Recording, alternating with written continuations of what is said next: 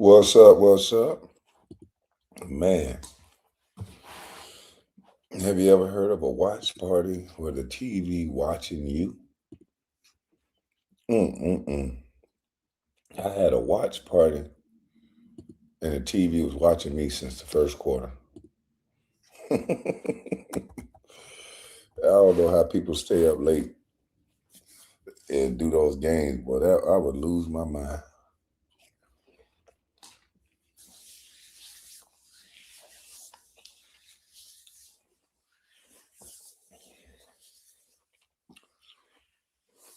The staying up late, the cooking, I don't know how people do it, boy. I ate that good food, I had me a good drink, a good smoke. And next thing you know, I had me some good rest. I kept going to sleep, waking up, going to sleep. Why is you up too? Man, I'm always up. I go to sleep too early. I'm talking about, boy, I had good salmon, rice, vegetables, mushrooms. I'm eating good, boy. I said, ooh, I'm going to get ready for this game. I'm going to eat I should have took a nap. I said, I'm going to eat a good meal, but I had some running around to do. I'm going to eat a good meal, boy. I got this live set. The next thing you know, boy, first quarter, I'm dozing off. I said, I'm finna set the line right now. Dozing off. Woke up again. Dozing off. Woke up, they up 14. Dozing off. Woke up again, they up 20. Dozing off. Woke up again, they up 29. I said, shit. Hey, but check this out. We gonna talk about that later. Chucky, wake up. We gonna talk about that game because that was some of the dumbest basketball I ever seen. And I keep trying to tell y'all, this is stupid ball. I don't get brainless ball. De'Aaron Fox going for a layup when it's only like 7 seconds, 8 seconds to go, 9 seconds to go. Why not dribble the ball out, make them foul you, and now you go to the free throw line, hit two, and it's a must. You got to get three. Why go for the layup? I don't get it. But hey,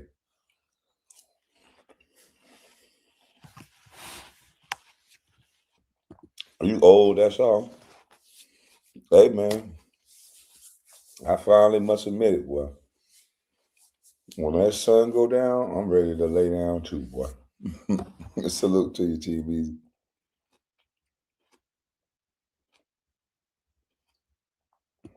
Mm-mm-mm.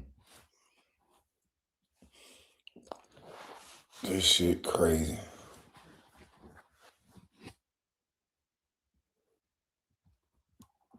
He should have dribbled the ball, his dumb ass. Yeah, he should have just peeled back out, dribbled the ball out, let them foul him, and shot two free throws. But listen, man, we got to talk about this Asian fella right here that said something that I don't think we heard. Because although he was being disrespectful, he was also saying some ugly truth. He was also saying some ugly truth. Um, he said, I was bad. Yeah, they was up one. De'Aaron Fox got the ball. He thought he was wide open. OG ran him down, blocked the shot, and then came down. It was Darren Fox man. That's who he was guarding. He went to go double. OG got the tip in. So it was stupid. But with this situation right here, I hope people can I hope people can swallow their pride and really hear what it is that this young man said and a lot of the truth that he said in his statement. We talking about boycotting Asian businesses, which, okay, you're gonna boycott the Asian business. How? You could boycott it for a week or two, you could boycott it for a month or two, but then what? Most of all of your products come from China, these Asian people, Chinese people, like it I just don't understand. Damn near everything on Amazon, he was right. Like how if you what this should do is say this is how you boycott everybody. You start creating your own. If we don't start creating black women that's doing nails, if we don't start having black folks open up businesses, liquor stores, things of that nature to counterbalance the things that we like compared to the things that we sell, how can we boycott anybody? So I think it's time to calm down the sensitivity and really realize what people are saying to you. We don't have to respect you. We don't have to respect you. Why would they have to respect you when you don't feed yourself? I've been saying this for years. You can only boycott for a short period of time while you're upset. After that, we don't have the infrastructure to continue a boycott. Not nation, not worldwide. We don't. This man said, we don't need y'all. We got an Asian town in the white communities. I said, holy shit. He's saying what I said. He literally said what I said to y'all. That if you don't build your own infrastructure, who gives a fuck about what you're saying? And they saying it out loud. It ain't because you're black. They don't give a damn. They know they got you. You don't build anything. You don't create anything. You don't control anything. That's the truth of the matter. If you're just a consumer, at some point, you're going to be hungry. At some point, you're going to be thirsty. You can say, I don't want no water this week. Fuck that Asian man. I ain't going to a store. And then in 2 months, then what? If you're not going to open up businesses to counter what it is that he's saying, then is he wrong for saying it? Let's listen to it. The shower caps, the Hondas, the Hyundais, cut Asian businesses. Please do. We'll get rid of the Chinese takeout, the dry cleaners, the laundromats. Let's get rid of the liquor stores as well. Get rid of the Jordans you guys wear, the Nikes you wear, the shower caps, the Hondas, the Hyundais, all your car electricians, the electronics in your house, the Sony, the TV system, your sound system, the microphones that you guys use to rap and speak about awareness for the black culture and the hip hop culture. Where do you think that's made? That's made all in Asia. And here's another thing for you guys. You guys want us to leave the neighborhood so bad? Oh, Asian people are not in neighborhoods? We're in white neighborhoods. We have our own Chinatown. We have our own Koreatown. You think we really need you guys to benefit off and make money? A lot of us do go to college as well. You're being outworked by immigrants who barely speak English. And you're not embarrassed? Go to the bank, start your own businesses, and deal with your own people. I want to see your own women get on their hands and knees and do pedicures and manicures and deal with nasty ass attitudes, okay? Please boycott Asian business. I'm all for it. Now, this is hilarious. Asians coming out and saying how scared they are now. Now, I know people may not like what he said. I don't like what he said, but I also have to acknowledge what he said is true. And I've said the same thing. We keep running around here talking about we boycotting people, and then it lasts for a couple months, 90 days, because they know. We boycotted Gucci 90 days, boycotted Target for a couple of months. We boycott these places, and we do have an effect. You boycott these places, they lose a shit ton of money. That is true. But how long can you boycott? How long can you boycott?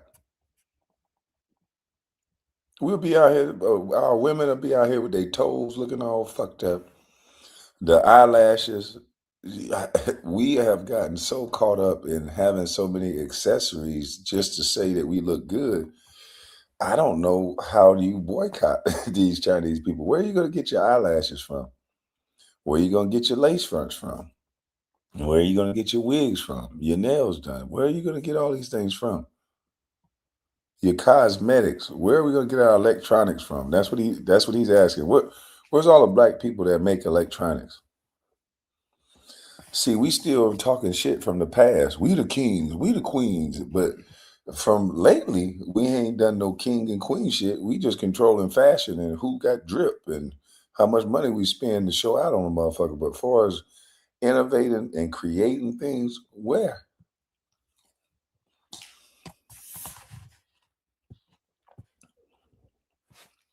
Where? Master P started making products, we call them broke. Master P started putting cereal in stores, we called them broke. Any black man that try to create a product, any black woman that try to create a product, we find a reason not to support them. Do we not? Now let's hear what this woman is going to say is in response. It's so easy to create an AI store now. Man, we better start creating something, or this is the respect that you're going to get. Nobody is going to respect people that haven't shown respect for themselves. To put it in someone else's hands to feed you, clothe you. Uh, we buy T-shirt, rice, chicken, everything from the Asians. Black and Miles, everything. It's making me want to put a store in the hood, but we'll see if they support it. Because usually when a black person put a store in the hood, they don't shop at that store. You know, we find a reason not to fuck with each other. I have a black woman that live up the street. Well, she work up the street from me. She has a restaurant. I don't give a damn how long it takes for the food to get ready. It's good. I don't give a damn because you got to scale your business up. Right now, it's a small family business. And what we do is, as soon as somebody do something that take a little longer or it ain't perfect or pristine, we stop going. I'm not gonna stop going because maybe if I can consistently go, consistently place orders, then she can scale her business up. And so that's what we got to start doing. Have some grace and patience for people who trying to scale their business up who are black, and let them scale up, especially the ones that's doing it the right way. The ones that ain't trying to rip you off every 2 seconds. It's some black businesses that really trying from the ground up, and we don't support. They can't afford advertising dollars. We got to advertise for them. Get it the word of mouth out that hey, this is a business that's not just about being black, but they actually good. So, I had some friends. I brought them the order from there. They say the food is good as hell. It just take a little longer. I told them, look, man, show them some grace. It's women in there. They working. They do a great job. That's what we got to do. Hold on. I know you ain't put that nigga name in my chat. Come on, bro. Don't do that. Don't come over here with all that. Please don't.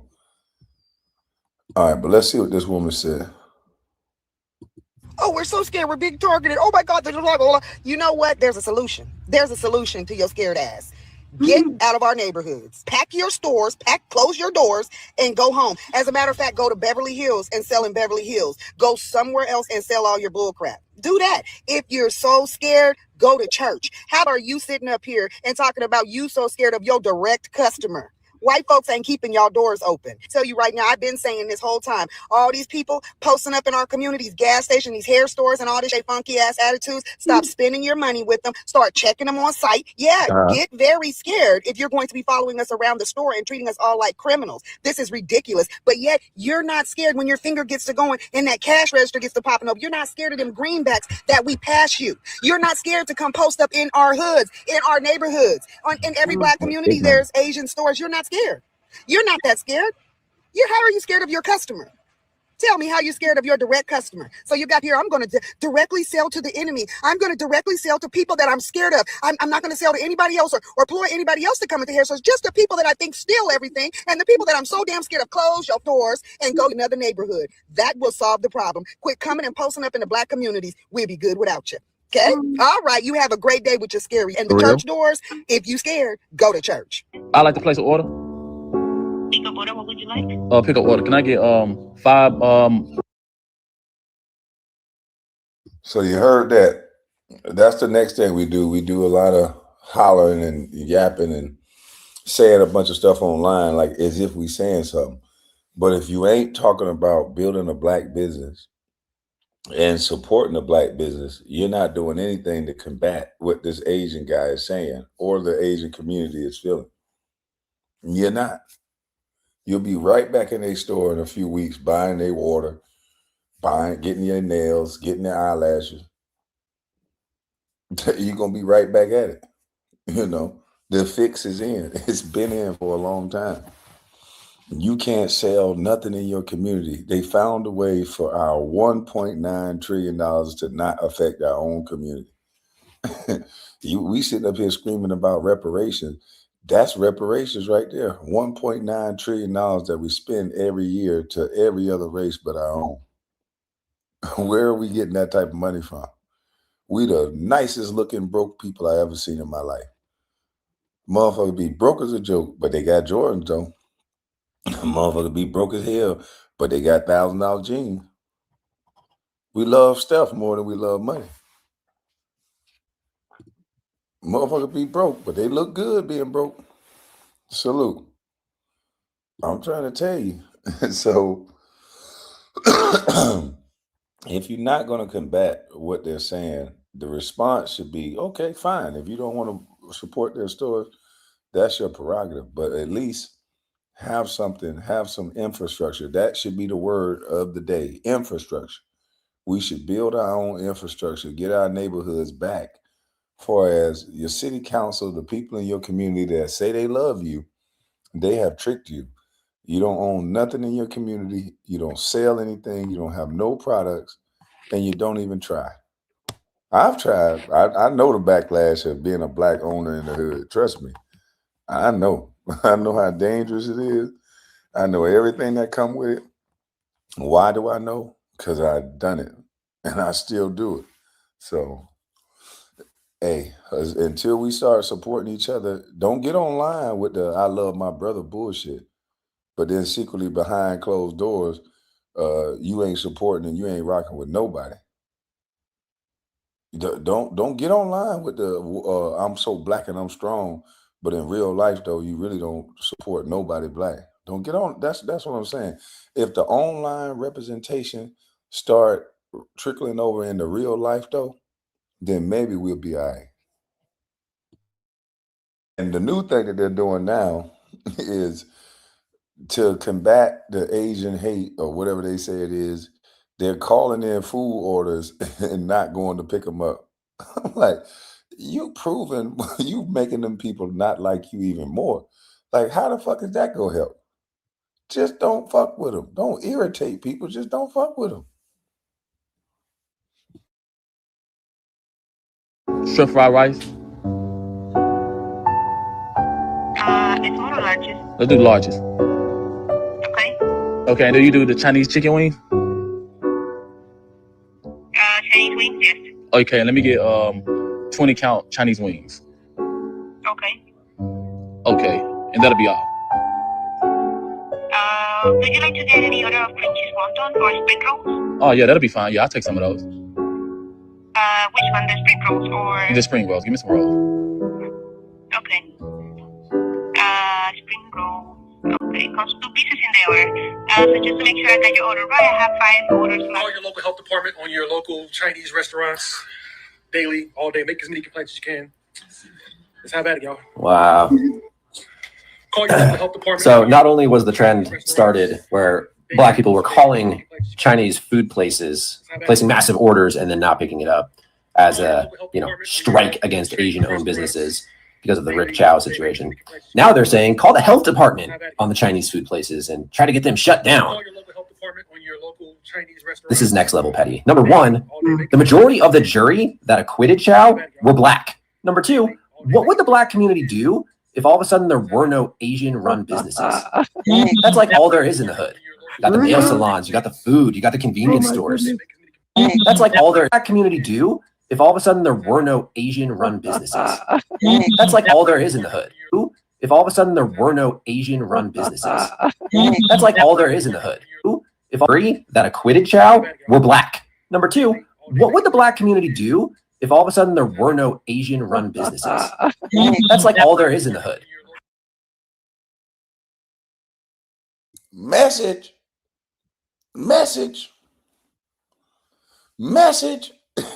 I told y'all the fix is in. The white folks knew this the whole time. Asian people knew this the whole time. Nobody want to hear shit you got to say because there's nothing you can do about it. All there is in the hood is Asian, Arab, and not Black. You gonna spend that money with Asians and Arabs, whether you like it or not. Ain't no stores in the hood. You buy your t-shirts, your chewing gum, your candy. Your kids go to the corner store.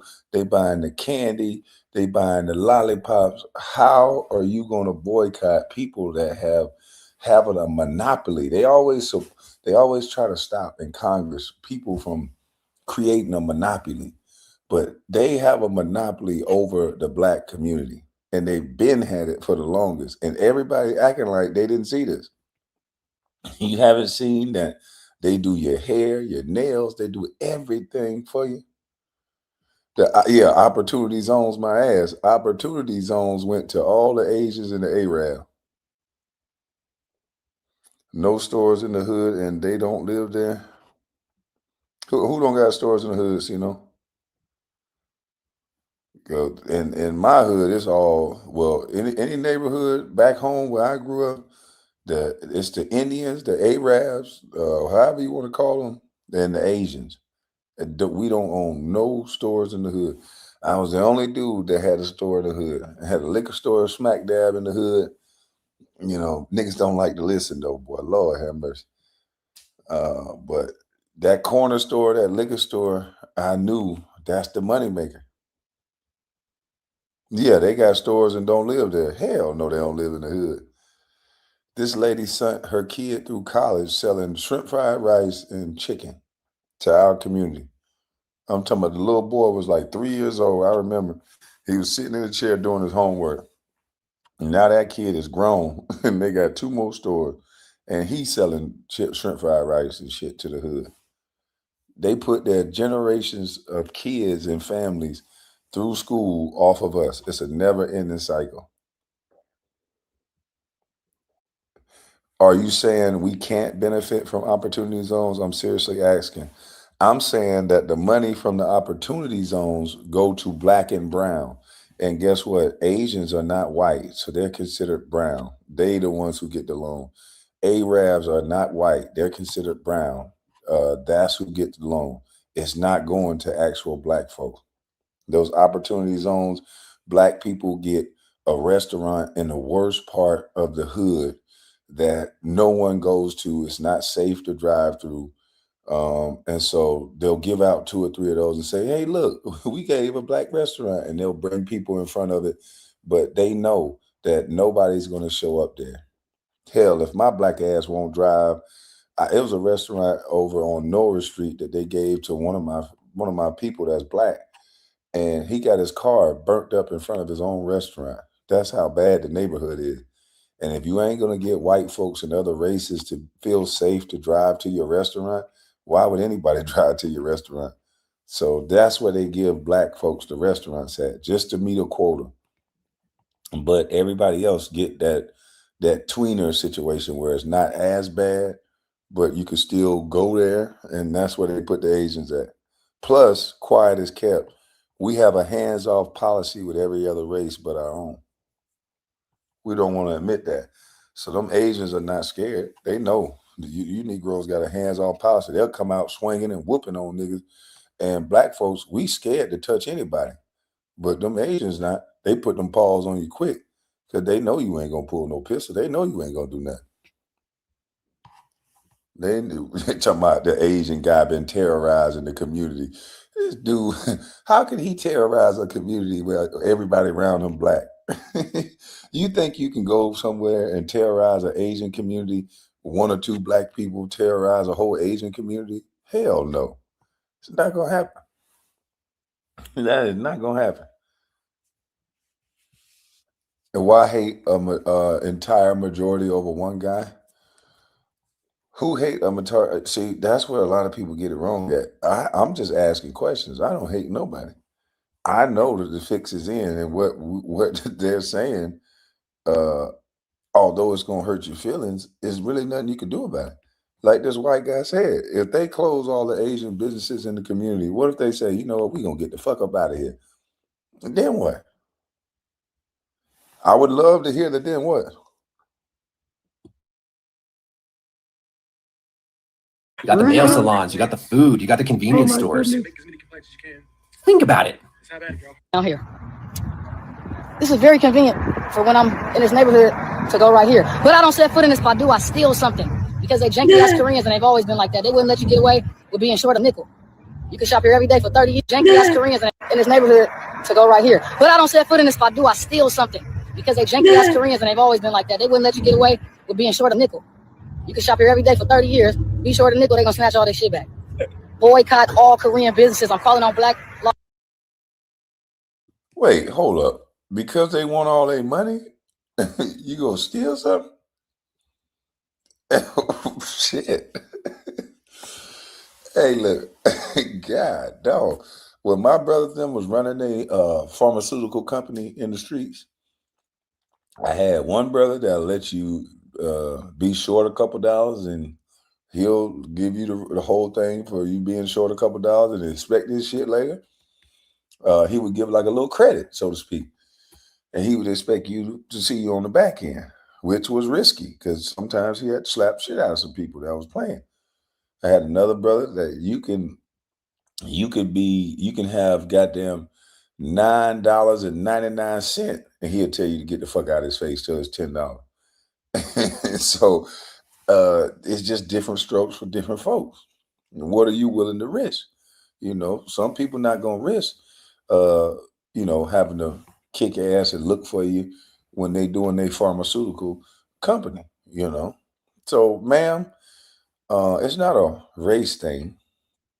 Yeah, they had their pharmaceutical company in the streets, but it's not a race thing, ma'am. It's an economic thing. It's money. My brother black as the driven snow, and he wouldn't have gave your black ass nothing if you were short. I'm just telling you now. He'd have told you, get your black ass out my face, because the only thing he worried about is the money. And I watch him told that to a lot of black people. So I don't think it has nothing to do with them being Asian. Okay? That's just my opinion. Because I seen it. I ain't lying. I seen my brothers tell black people, get the fuck out my face until you got enough money. Los Angeles, boycott that janky ass slots and swap meet. Boycott all Korean-owned businesses, all beauty supplies. I wonder about these folks, man. Seriously. I wonder about these people. Seriously. I don't take them serious because they're not boycotting anything. You know this. That's not happening. Folks are still going to go get the extensions and wigs. Mm-hmm. They still going to get them rusty feet scrubbed. Fried rice. They got to have their daggone Chinese food. But it just also goes to show how ignorant, because I'm at a point now. Damn sure used to eat my shrimp fried rice chicken wing. Shrimp fried rice chicken wing. There wasn't nothing else to eat in the hood. Shrimp fried rice chicken wing. Now where I believe that you have a plethora of black people that believe that because you have the same melanin, you are the same. Mm-hmm. They truly believe this. There was a video, I think it was the Daily Wrap Up crew. They had a brother on there I think he was from Benin, if I'm not mistaken. And he was trying to explain to them, just because you are black or somebody else from the continent of Africa, that's not my brother. They were like, matter of fact, I live in Benin. There was like 100 tribes. The next tribe over, not my brother. We are not the same. Just because we don't even speak the same language, we don't believe the same. We don't think the same. He was trying to, and they couldn't wrap their brains around, but it was like, but you black. It was like, I'm not black. You know what I'm saying? I am this from this tribe. They couldn't understand it. They couldn't understand it. And here it is. Rick Chow, a Asian convenience store owner who happens to be, I think he's Vietnamese, if I'm not mistaken. But that is different than somebody from Thailand, from somebody from the Philippines, from somebody from China, from somebody from Korea or North Korea or South Korea, make them all pay. Japan, Mongolia. They're different people. It just goes to show you how ignorant a lot of black folks in this country are, man. Just ignorant is all get out. Goodness gracious, man. Sad. To all my Asians out there, okay? Just like I said to the white people, I'm not like them black people over there, okay? So I'll let y'all right now. I will be coming to see my Vietnamese nail salon this week because I need to get the fill-ins done. I need to get the nails done. I don't associate and I don't subscribe to this foolishness. The thing with black people that irritates me, and I said this last and I'll say it again, what irritates me with y'all don't want nobody to put all of us in the same box. If a black person commits a crime, you don't want everybody to say all black people are criminals, all black people do this, y'all don't like that. But for some twisted reason, y'all think y'all need to do it to everybody else. And y'all look so, the part with this whole Asian boycott, y'all look so dumb. That just showed how dumb y'all were, because y'all didn't even know how many different types of Asians there are.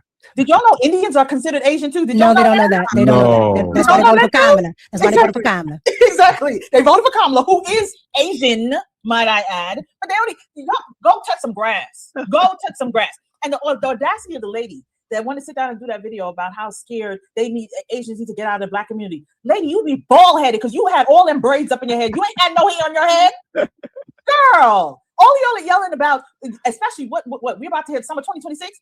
How y'all boycotting? Y'all ain't got hair. Y'all gotta go purchase them bundles that come from the Asians who are Indian as well. Y'all gotta get the bundles. Y'all gotta get your nails done. Who is gonna be waxing your funky pocketbook? Who gonna wax that mess? Because if you the Asians that be doing the waxes for y'all, it ain't the black people, because black people don't want to touch that. They don't want to touch the feet. They don't want to touch in between your legs. They don't want to touch none of that. So who gonna do that for y'all? I need y'all to explain that to me. Y'all are ignorant, and that is Dang, this lady here. Hey, is she black? Is she black? Holy majoli, I gotta hear that again. If she wasn't black, I ought to say there's some racism going on. But this looked like a black woman to me.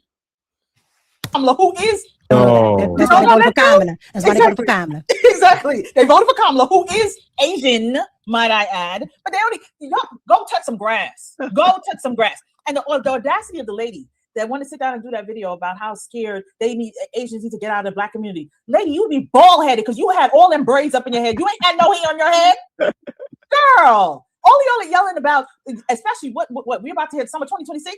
How y'all boycotting? Y'all ain't got hair.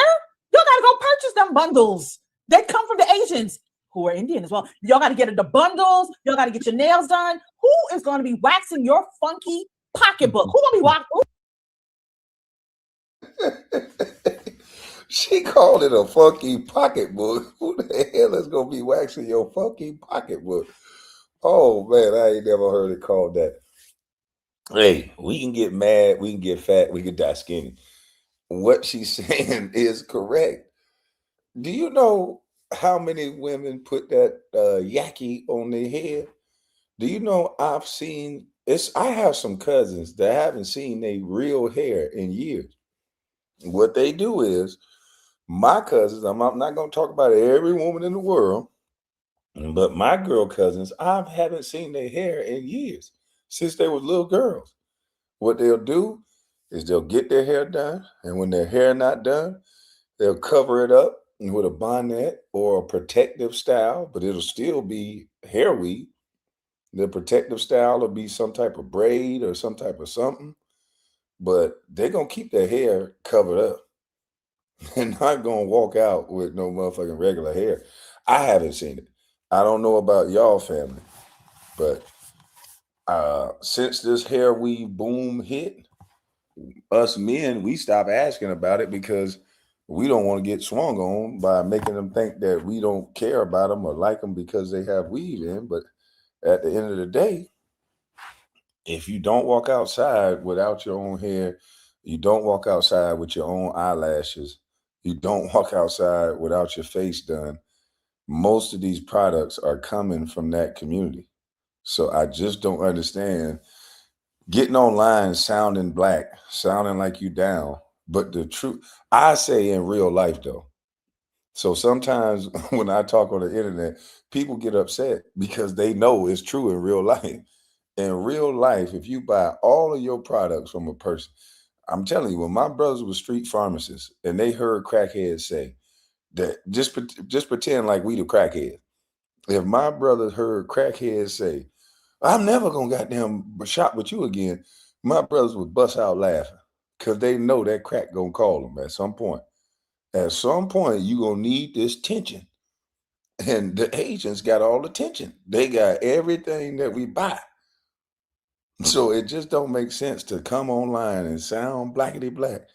If you're not gonna open up a black store, a black corner store, a business of some sort, then you really ain't helping by running your mouth online. Because I'm telling you, we gonna affect their store. Quiet as kept. I ain't gonna lie. When black folks get mad about something, we definitely going to affect their business. They gonna lose some money. They gonna lose some business. But for how long though? For how long?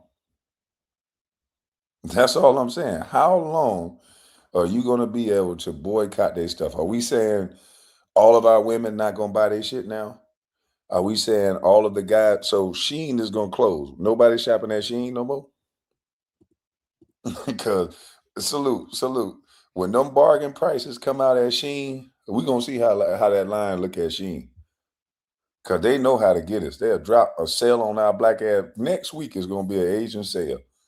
They're gonna have 2 for 1 on the motherfucking 26-inch bundles.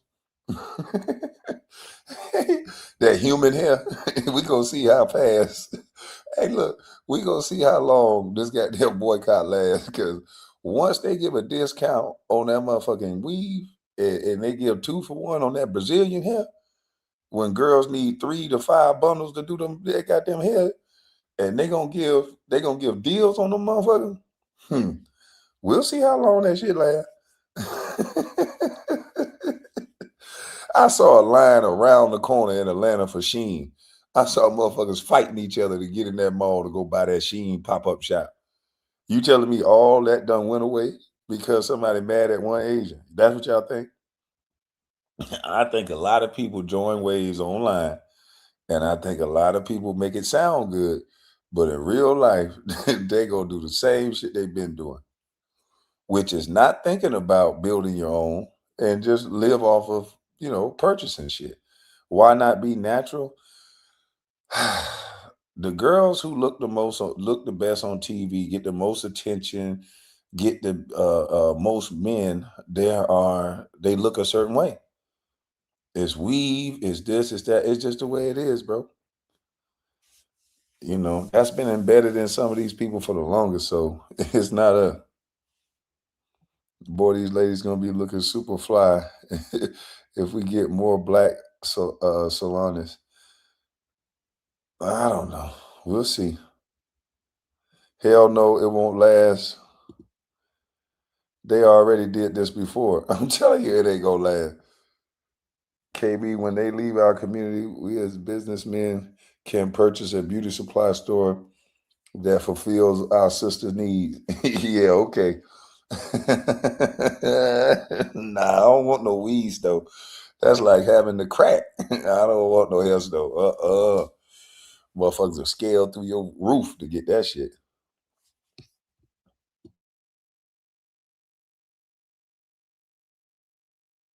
Who gonna wax that mess? Because it's usually the Asians that be doing the waxes for y'all. It ain't the black people, because black people don't want to touch that. They don't want to touch the feet. They don't want to touch in between your legs. They don't want to touch none of that. So who gonna do that for y'all? I need y'all to explain that to me. Y'all are ignorant, and that is why most people think black people are so unserious. They don't take y'all seriously at all, because y'all come out here and make these stupid things. We're boycotting Asians, and then as people said in the chat, are you giving back up your PlayStation? Are you giving up your Nintendo? Are you giving up any of these things? No. Are you going to give up the phone that you were just recording that video on because it came from the Asians? Hold on, you telling me the PlayStation come from the Asians? Oh no, that's it right now. Yeah, ain't nobody gonna give up their PlayStation. They ain't giving up their PlayStation. You can forget that. Tell me what y'all giving up. And the thing that's so funny with y'all, because y'all say them Asians always come into black communities and so on and so forth. That's because y'all don't want to work. Y'all want to be on government benefits. That's right. So that is what happens. Y'all don't want to do nothing. Y'all like to sit down here. You wear the Jordans that came from there. You like to do all of that stuff. Y'all want the jobs that make y'all look a certain type of way. Y'all don't want to be out there working. So that's why y'all don't have no businesses in the communities. This right here, this is why I say y'all are ignorant and y'all look stupid. Y'all sound dumb. Go outside and touch some grass. Get outside of your little local neighborhoods. Then you would learn how many different types of Asians there are, and you would make such stupid statements. Because I'm telling y'all, if every Asian business left, y'all would have nothing. Y'all would be in the drags.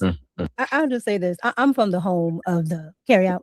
Okay. DC is the home of the carryout. Oh yeah, gotta have that mumbo sauce, man. The wings and that mumbo sauce. Come on now. Of the carryout. It's more carryouts than anything ever. Okay.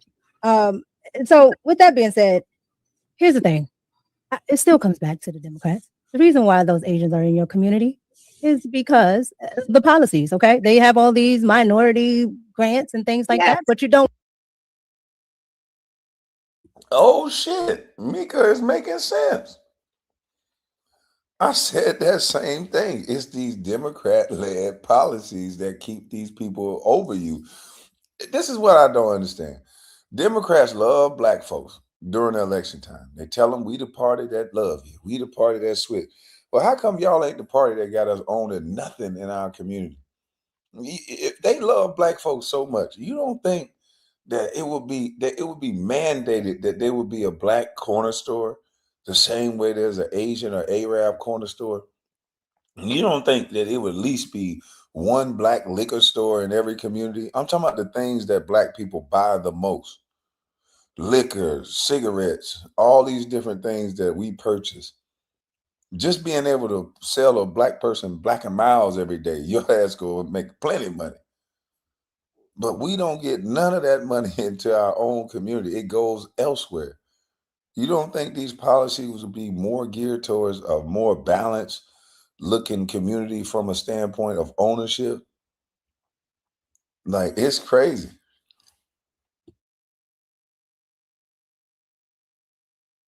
It still comes back to the Democrats. The reason why those Asians are in your community is because the policies, okay? They have all these minority grants and things like that, but you don't look at what the minority grants say and do and where the funding is going. All right. So that's one thing. And then, when you want to talk about all your appliances and things like that, that's Democrats too. NAFTA sent that stuff right overseas to Asia, all that good stuff. So your problem is for the people that you actually vote for again. Like, ding, ding, ding again. And then when we get into black people and Asian talk, right?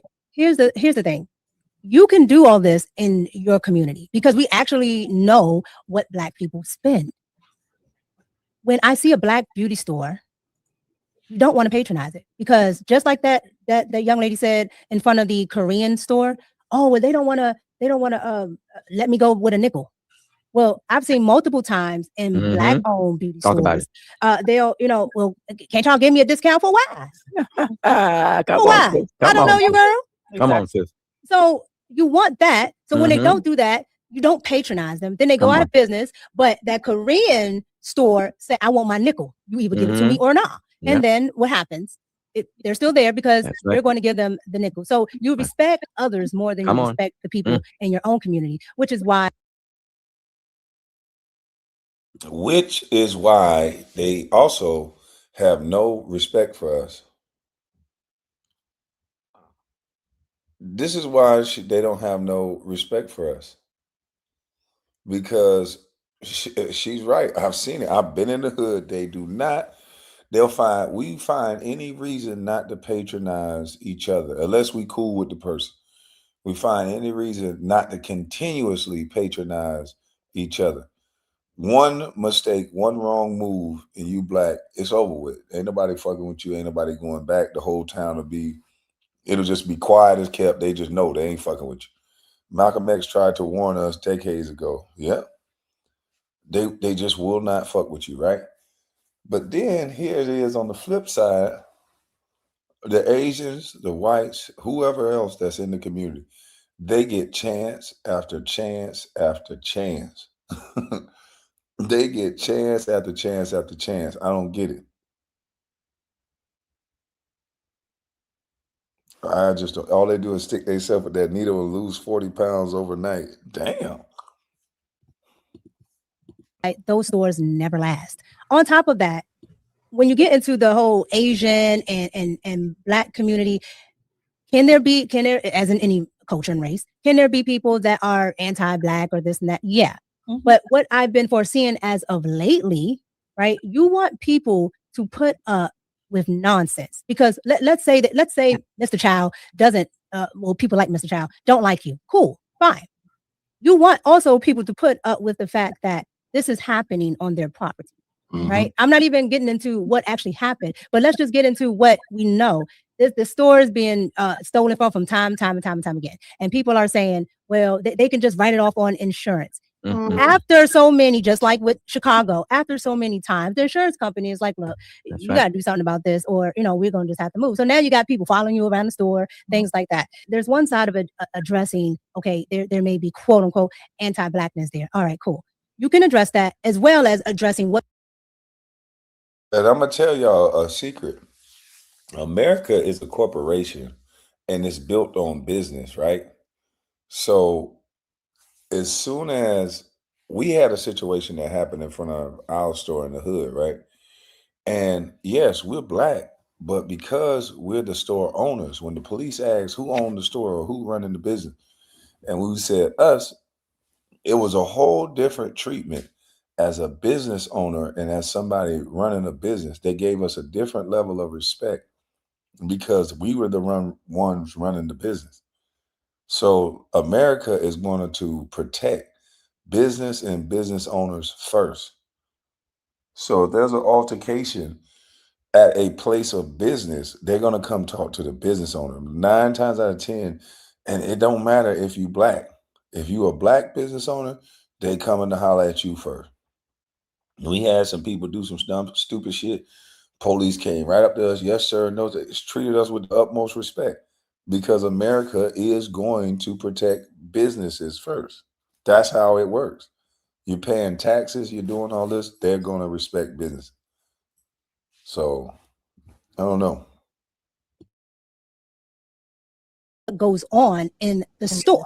What goes on in that community with that store? That store is in that community, whether or not they're black or not. It's in your community, so it's on the behest of the community to want that store to stay, right? And if there's something going on, we'll go to the store and find out exactly what's going on, right? And then if you attack that situation, and then you have something that's still persisting, now you can say, okay, now this is you, Mr. Child. This is you. This is you, and we don't want this type of ignorance in our community. But what's happening is that culture, which is a degenerate culture, is allowed to persist on top of whatever else may be going on. It doesn't make a good recipe. So if these people are in your communities, because you keep voting for the people that keep putting them there, so if they are in your communities, why not address that problem? And then why not address the problems of your community? Because you're not getting rid of them. They're not going anywhere. Okay, there's Mr. Child won't leave, and another Mr. Child will come. All right. At the end of the day, they're not going anywhere because you refuse to fix the issues, which one, again, who you elect, but two, the actual community issues. So why not get involved with that? So we don't have to keep seeing people say something is something that is not. And then when it really is, nobody wants to believe it because you cried wolf so many times. We have to look at what's going on in certain communities. And I think a lot of the times, a lot of people just look at the race and automatically think that this is going to be the victim. This is going to be, the person that's at fault. And when you start to do that, you start to build up a resentment. And a lot of people are not, I wouldn't say racist, but they have a lot of resentment for what actually allowed to go on. The same way it was, pre-civil rights, right? There's a lot of resentment there. But if you're asking to fix a problem, why now start to do the very same thing that you said that was affecting your community? I think we've got to do something to stop the proliferation of children that have gotten old. What we are seeing on these videos is a bunch of people who have aged but have never developed into adulthood. And this is what happens when you have a significant number of people who are old but are not actual adults functioning around in your society, talking about, I never go into that store, and if I do, it's only to steal. Well, then you got to ask yourself why it is they're walking and following people who look like you, because you have come out and admit the only reason you're in there is to try and take something. I've never understood, why is it that the Black community, specifically at this point that I'm talking to, is not upset with the small number of Black people who give statistical justification for this perceived treatment? Why are you mad at the people who are treating you this way, but you're never mad at the people who give the statistical justification? I'm sorry, if I going to park someplace. And she says statistical justification, and that's important because a lot of other people are being treated poorly, and a lot of people are going to be done bad because of what others have done. When they lump us all in together and they do their little analysis of all Black people act like this, they're using a certain small pocket of people to look like it's representing all Black people. That's the scary thing. They're trying to lump us all in together. Ain't nobody lumping in Chud the Builder with all white people. They're not doing that. They're taking the actions of a few and making it a representation of all.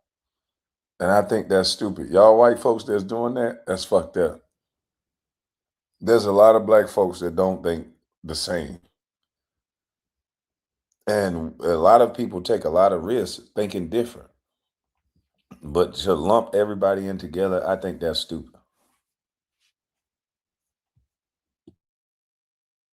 And I see, particularly where I used to live, if I see three and they have the young 4 or 5 young people, maybe in middle school or early high school, I am very concerned.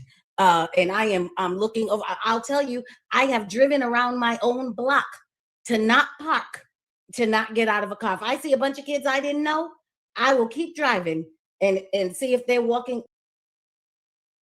And the crazy thing is, what this woman is saying, most black people know. They just won't say it online. But what she's saying, most black folks know. It's dudes that say, man, I'm not going to this spot because there's too many of us up in that motherfucker. I ain't going. We say that. So I don't understand that. The way you pick your club, your bar, or whatever you go, oh, hell no, there's too many of us up in there. And we don't say the word us. We say the N word. We don't mind being around black people. Chris Rock said that a long time ago. But if we think it's the wrong type of black people, we not going. We know it. So I don't know why Negroes tripping. I love my hip hop brothers, all that's fine, but it's the ones that want to trick or try chi every 2 seconds about everything.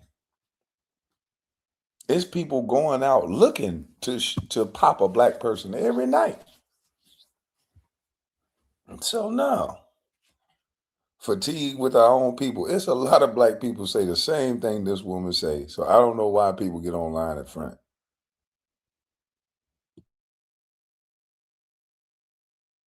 Walking away, because statistically that's the group that was out there knocking people over the head, trying to tear people out their cars and do all that sort of thing. Don't be mad at me because I perceive them that way and want to protect myself. Why aren't you mad at them? Why aren't they mad? Why aren't those young people mad at the other young people, the small minority of young people who are giving them a bad name and giving them statistical justification for someone like me to drive by and go, there's 3 8th graders. Clock the door, keep rolling.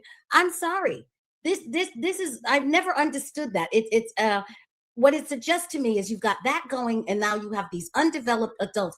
What it seems like is that the Black community who cannot come out and full-throatedly come against this type of behavior and say this is childish, calling up prank calling places of business and not place. I mean, literally, like, this is middle school stuff. Hang up, and this is foolishness. And the fact that Black leaders, certainly nobody in political leadership, in the church leadership, you don't ever hear anything from these people. What they are asking for, and this is a thread that is so discouraging. If you look at it in the Carmelo Anthony case, you can look at it in this child case, you can look at it all across the society. What they are asking is for the society to tolerate the degenerate behavior that comes from Black people. But they are quick to want to sanction anybody else's poor behavior. But the degenerate behavior that comes from Black people must be tolerated. And this is dangerous because, again, people, all of that white guilt and foolishness they convinced white people of after the civil rights movement, that stuff is fading. These people are tired, and I am with them. These people and me, we are tired of tolerating. It ain't the white people that can correct it. It's gonna have to be us. We got to bring shame back. We got to stop saying we Black. So man, don't say nothing in front of them. We've been through enough. At this point, all of our reputations are taking a hit, and to not say nothing is to be complicit. If we gonna ask white people to not band together behind Chud and stupid racist stuff, then we can't band together behind degenerate behavior. We just can't. Our Blackness can't be connected to stupid shit. Our Blackness used to be connected to excellence. Our Blackness used to be connected to family. Our Blackness used to be connected to nice suits and top hats and men creating businesses and moving around like gentlemen. There was gangsters and gentlemen at the same time. They didn't just go out starting shit with people. That's how we used to be. We ain't used to be all this weird shit.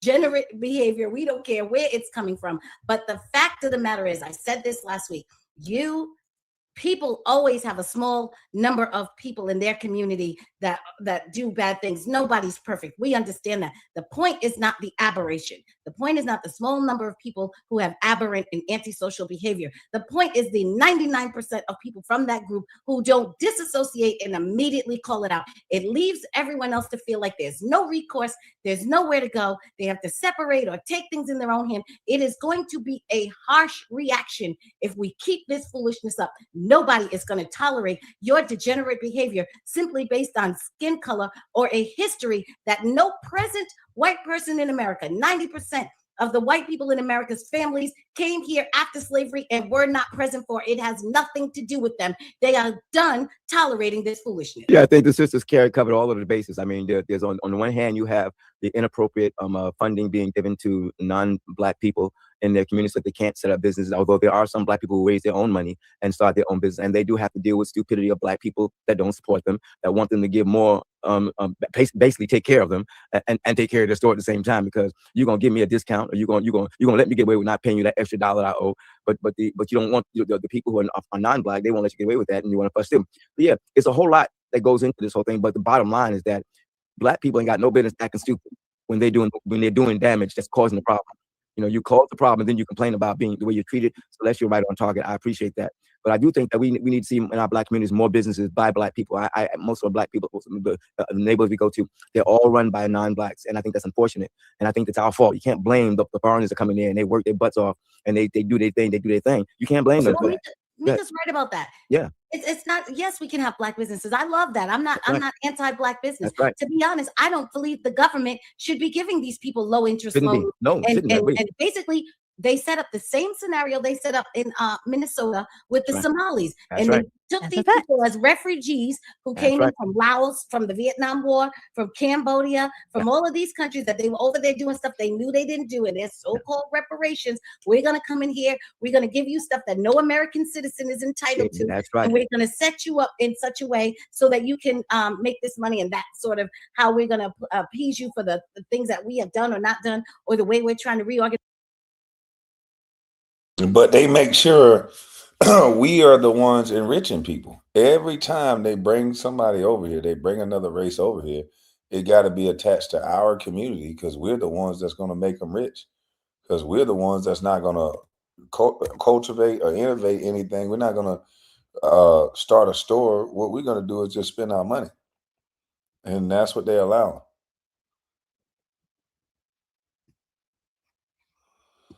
But let's do this.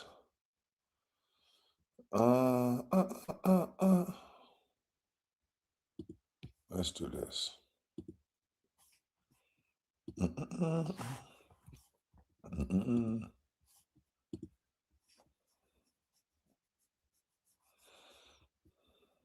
want y'all to hear something. I want y'all to hear something, and then I have to cut out the music, because I've been saying this for the longest. Black folks are the new KKK. These motherfuckers don't got smart. You can't, I see niggas I'm banging on everything. Only people I'm not banging on is white boys and Mexicans. You feel me? They not my. We appreciate it. You know. Thank you very much. It's regular that. He said, "I'm banging on anything except whites or Mexican." And look at Wax smiling. Adam 22 said, "Thank you very much." This is what they raised up. Without a daddy in the home, this is what you get. A black man that hate himself, a black man that think gangbanging is the way to go, a black man that'll get up here and say Black Lives Matter one instant, but this man said, "I bang on anything except white and Mexican." So that means anybody that look like this man is a clear enemy. All he has to do is have a different rag. All he has to do is walk different, talk different, be from a different block. And he is a sworn enemy of somebody black. Soon as he said, "I only bang on whites and Mexicans," Adam 22, I appreciate that. This is a sick ass cycle, boy. But guess what? This real nigga shit. Nigga, I'ma bang on everything black that I see. That's why they got the recruiter of KKK over there, but they told you to switch sides. You know why? They using y'all, the blueprint. It's so easy for us to take ourselves out. So simple. Sad situation, my boy. It's the world we live in. The blueprint. We so tricked. You niggas is dying over blocks you don't even own. You niggas dying broke as fuck with no land, no real estate. Talking about gang. What are we doing? Just killing yourself? Genocide. Who's pushing this? Y'all comment below. Who's pushing this blueprint? Who own these prisons? And y'all trying to get me to vote Democrat, vote Republican. Who's doing all this shit? Why isn't black people protected? Why isn't African Americans protected? Shit, Asians, now illegal immigrants. What the fuck is going on? Y'all worry about every goddamn thing but us. Look up the mentality of our kids. This is why it's important for them to keep a father out the household. This is what they're doing, bro. That right there. I'm not mad at that man. I'm mad at the man who raised this man. I'm mad at the set he came up in, and they arrested all the Tookie Williamses and the niggas who said, nigga, what the fuck are you doing, kid? They arrested all the motherfucking Larry Hoovers who used to tell these little niggas, man, what the fuck are you doing, kid? That's bad for business. See, the world don't got mixed up with the gangs and hustlers. I'm a hustler, bro. We don't do gang activities. We get in the game and we get the fuck out. That's what I used to see as black men back in the day. Dudes that was like, "Hey, we ain't here to just unalive people. There's no business model for that. There's a business model for hustling, getting in, getting out, and then going to do better things, legal things, and getting the fuck on. That's the hustler's mentality. Most of these dudes now are zombies. They just drug addicts. They don't give a damn about making no money. They just want to unalive somebody, run the score up. That's not that. Now we're making that the black community. We're making that a part of our story. That ain't used to be black people. That's stupid. If you broke, you supposed to be trying to get some money. And if you're trying to get some money, you ain't trying to use no weapon because the weapon bring violence and violence bring the police. That's not ever what you do when you're trying to make money. Imagine a basketball player being violent while they making money. They ain't gonna make money long. If you in the streets and you pile up bodies, you ain't gonna be making money long. No money gets made with no violence. It doesn't work that way. So I don't even get it. It definitely ain't no money behind what people doing. I just don't get it. And gang members is stuck forever. Only way out they can die is kill another man, die or go to prison. Where's the reward in that? Then you do 30 years, then nobody gives a fuck about you. Your woman don't moved on, your kid grown. Where's the reward in this shit? And this is why they sit back. This is why they show you the shit that they show you. This is why it's important for you to come vote for us, and we never help you motherfuckers. Man, y'all better wake up, man. Get out this modern day slavery, nigga. They pimping the fuck out of us. But this is radio. Chill. You know, I slide on everything black. Thank you. God, dog. I had to play that again. I slide on everything black and he said I slide on everything except white and Mexican. God, dog. Got to mighty know. Ooh, ooh.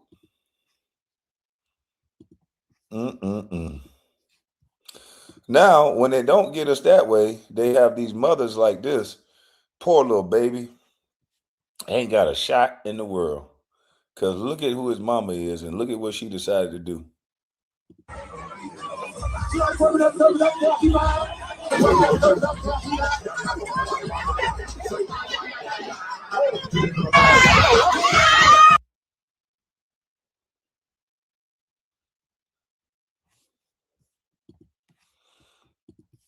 And then when we say that that women are going back into prostitution and that our men are going back into slavery, they wonder why.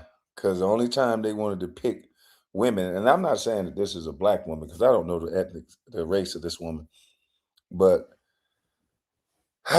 Lord have mercy. As much as we like to see this, after you have a child and you're a mother, this is the behavior that you should kind of stay away from. Like when you're young and dumb, yeah, that's cool. But when you become a mother, your son gonna see this one day. Your daughter is gonna see this one day. How do you think this is gonna fare when they go into a school and you they mama?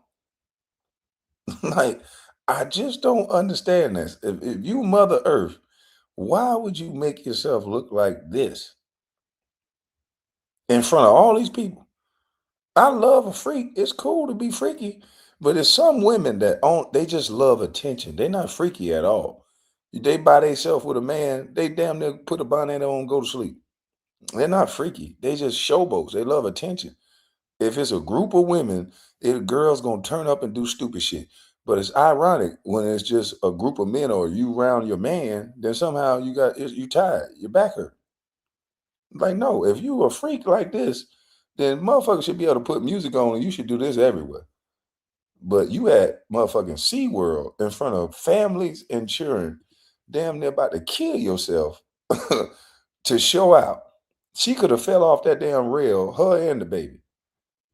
But this is for attention. This is what people do now.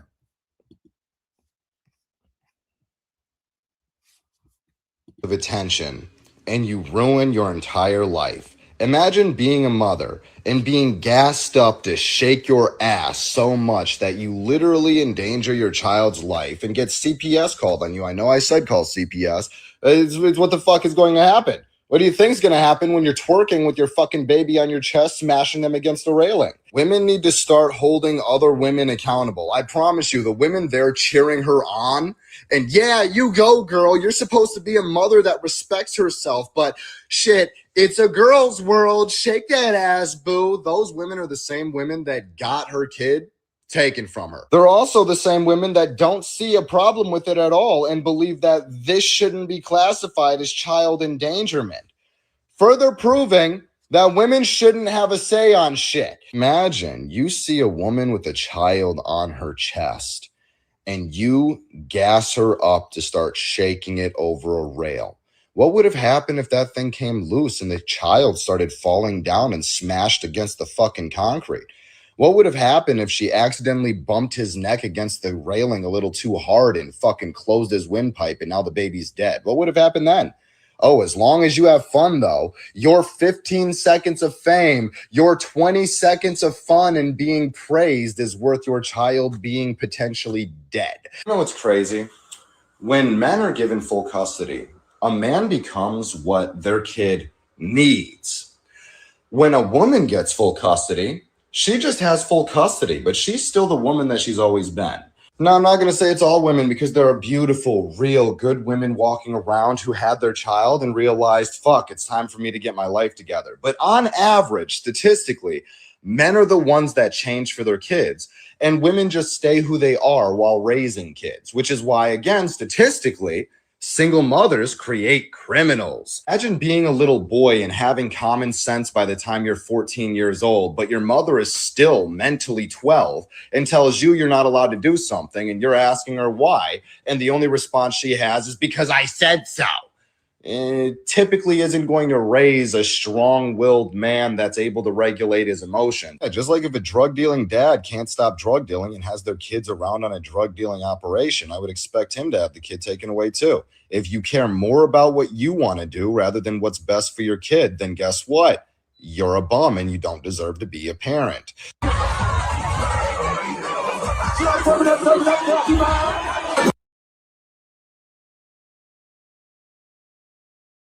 Look at this woman's face. This sum it up right here. She looking like she's stupid as a motherfucker, but hey, I'm here for it. Like, why did she ain't say, hey, look here, stop that. Don't do that. And she looking up there like, hey, she a dumb motherfucker, but hey, I'm here for it. I ain't gonna say shit. Look how big her eyes is. Like, come on, dog. This sad, man. And dude, crazy as hell, boy. He made a lot of good points, but boy, they gonna hate you. He made a lot of good points, but they gonna hate you, dude. They gonna really hate you. Seriously, you can't be talking all that truth, boy. Fuck wrong with you? Now,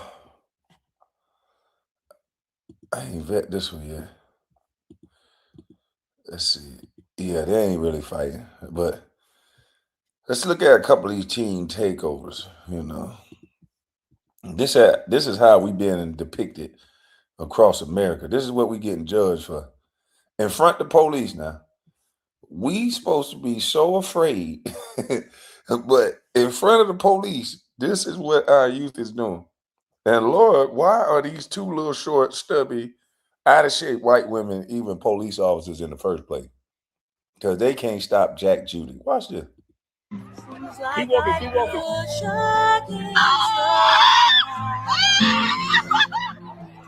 Oh shit. They just keep knocking.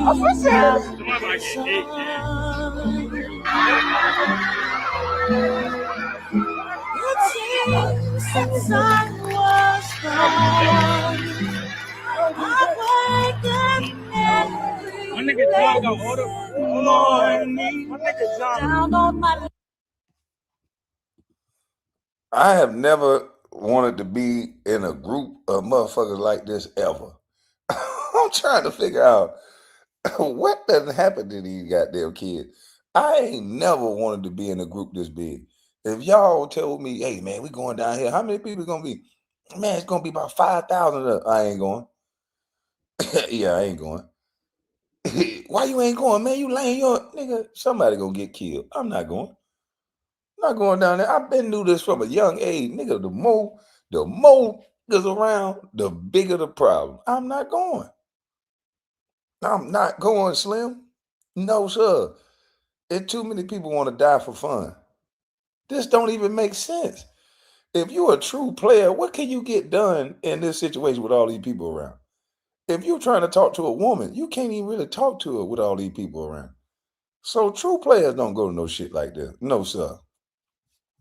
This for motherfuckers who want to be on the scene and be loud, and I'm neither.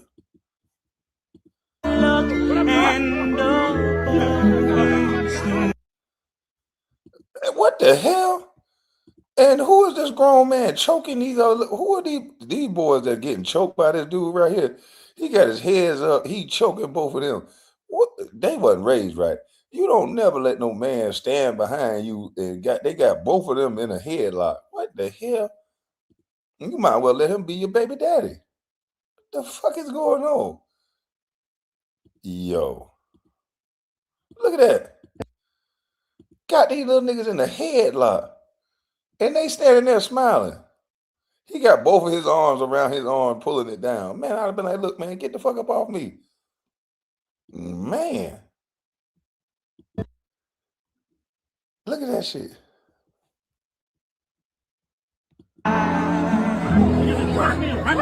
Look at that boy's face. That's crazy. Fucking these kids up. Man. Then when they judge us, they don't judge us, just racism. Ain't nowhere in the hell my kid gonna be out no shit like that.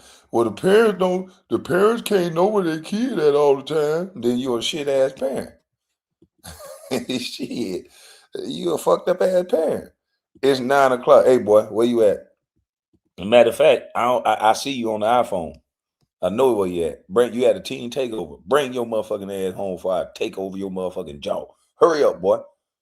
That's what you gotta be like.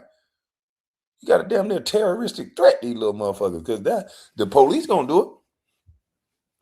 You know what I'm saying? How you don't know where your kid at? Well, your iPhone will let you share location. Hey, Mom, salute. Yeah, you got a damn near terroristic threat, these little motherfuckers. Where you say you was at? You better bring your little mother. Boy, my mama used to terroristic threat me every day. Boy, I will flowboat your little motherfucking ass. I'd be like, Mama, what the hell is a flowboat? Because I couldn't really tell the resource officer what she meant. She said she would flowboat you. What the hell did she meant by flowboat you? I think that means she gonna knock my ass out, resource officer. Well, she didn't really say that, so we can't do nothing. So you got to damn near threaten these little motherfuckers. I'm telling you. You got to. Each of them already knew what it was when I seen my mom call it. Yeah. You know what I'm saying? You supposed to, how you don't know where your kid at? My mama was like a fucking ninja. I didn't know how the hell she knew I snuck some food in the room and I'm getting ready to eat that motherfucker late at night. I didn't know how she knew that, but she would just come out of nowhere. Pah! Stop that shit. I'm like, what the fuck?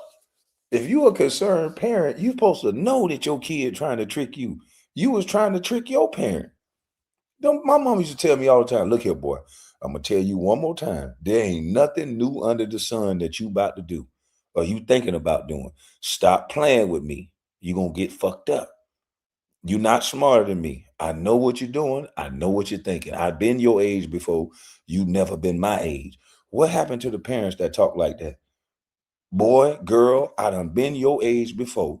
You not smarter than me, and I'm going to fuck you up. What happened to that? Yeah, they got computers and shit, but they don't got experience. They dumb. You don't know, you got no idea where your kid at, and you could turn an app on that share locations with you and your whole damn family, and you can know where everybody at immediately, but you don't know where your kid at. Man, stop playing. Stop fucking playing. How they supposed to know? What if you got a 14-year-old that won't listen? Then you should be telling the cops that. You should be telling the resource officer that. I got a 14-year-old that don't listen to shit I say, and he got a gun. He might take somebody else's kid out.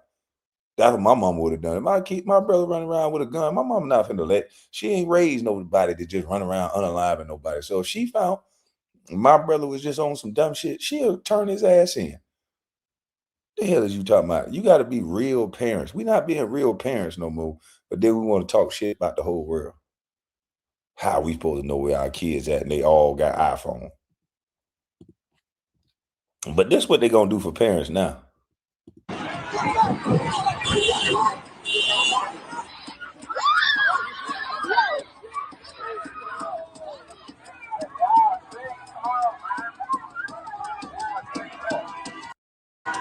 Chicago lawmakers are creating a new law to hold parents responsible if their kids. We got Meg Thee Stallion and all these older women to thank for setting up this younger generation. Now teens on top of cars with their head down. And we know what that's going to lead to. Damn sure ain't going to lead to a husband and a family. But it's probably going to lead to a baby and a baby daddy that can't stand her. Kids participate in illegal teen takeovers and commit crimes. Superintendent Larry Snelling and some city council members support this idea, but Mayor Brandon Johnson hasn't fully backed it yet. If the law passes, parents could face fines up to $5,000, be required to take parenting classes, or even go to jail for up to a year if it's shown they knew about or encouraged their child's actions. Some community organizers have pointed out that many parents are aware of these takeovers and sometimes help by giving rides or dropping their teens off.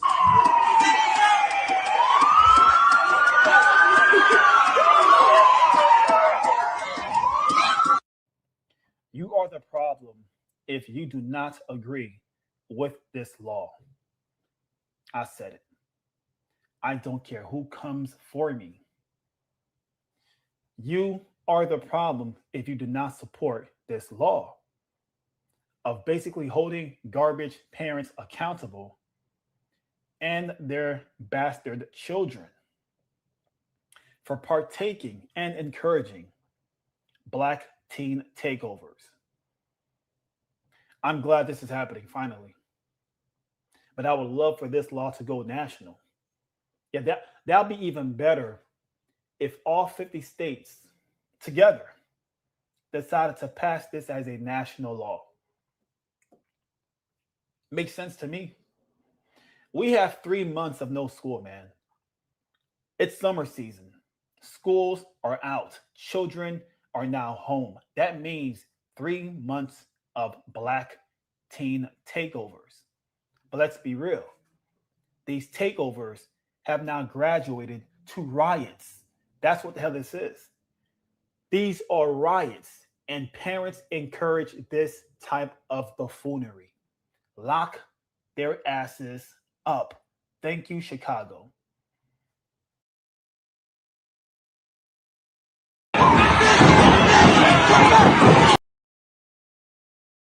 What do y'all think? The parents are going to be at risk for going to jail. I know a lot of people say this can't happen. I know a lot of people say, man, this ain't right. This has already been done before. This is what they're saying that Kamala Harris did when she was in Oakland. She locked the parents up. Let me show y'all what these Knicks fans was doing to to these motherfucking people. Look at what these Knicks fans were doing. We got one. We got one. Where you running? Where you running? Where you running to go? Fuck the Spurs, nigga. Pick it off. Back it up. Yeah.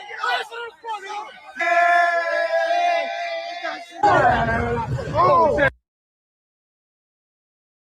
Thank God the Knicks came back and won, because what they would have done to these Spurs fans walking out that gym last night, if they would have won, oh man, they'd have fucked around and killed some of these people. But this is a black man that they doing this to. There's other black people around. All he did was purchase a jersey.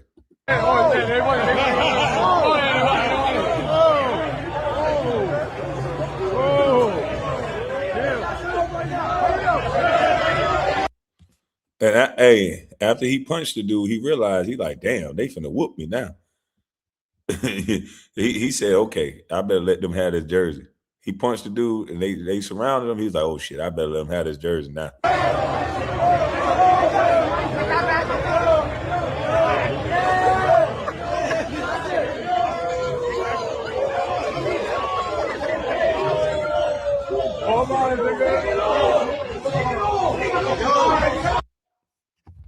Black Lives Matter. Black Lives Matter. Ripping off somebody $200 jersey.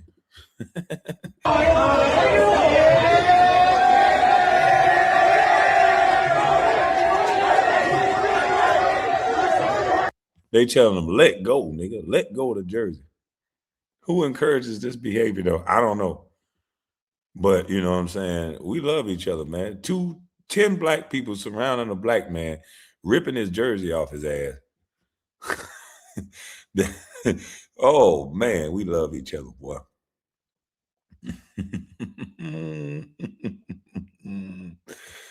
Ooh.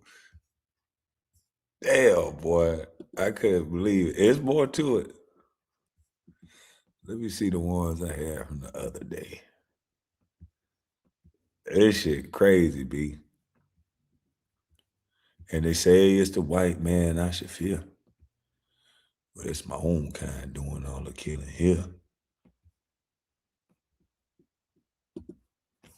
Let's see.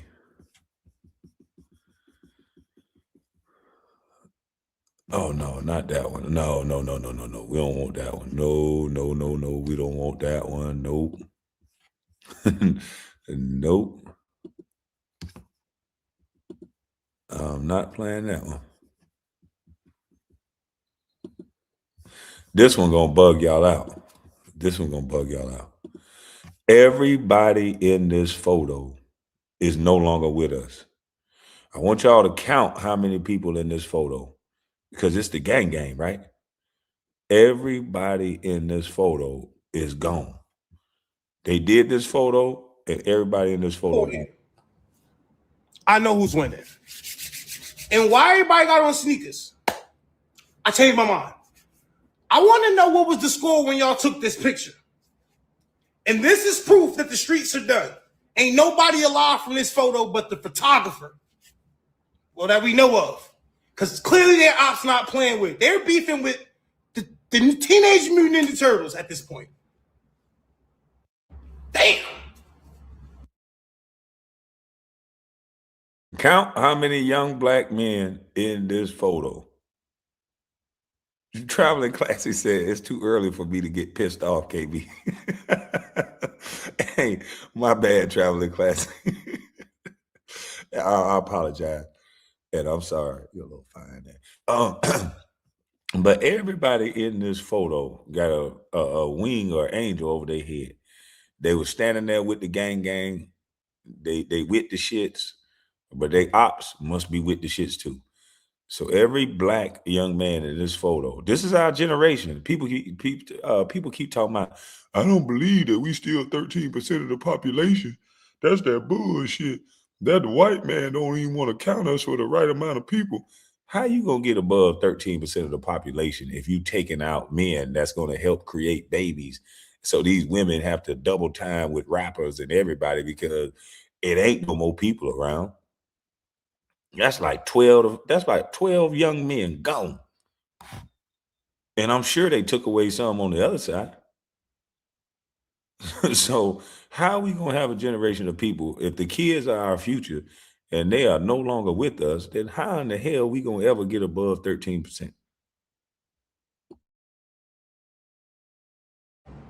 There's no need to tell me the score here. I know who's winning. And why everybody got on sneakers? I changed my mind. I want to know what was the score when y'all took this picture. And this is proof that the streets are done. Ain't nobody alive from this photo but the photographer. Well, that we know of. Because clearly their ops not playing with. They're beefing with the Teenage Mutant Ninja Turtles at this point. Damn.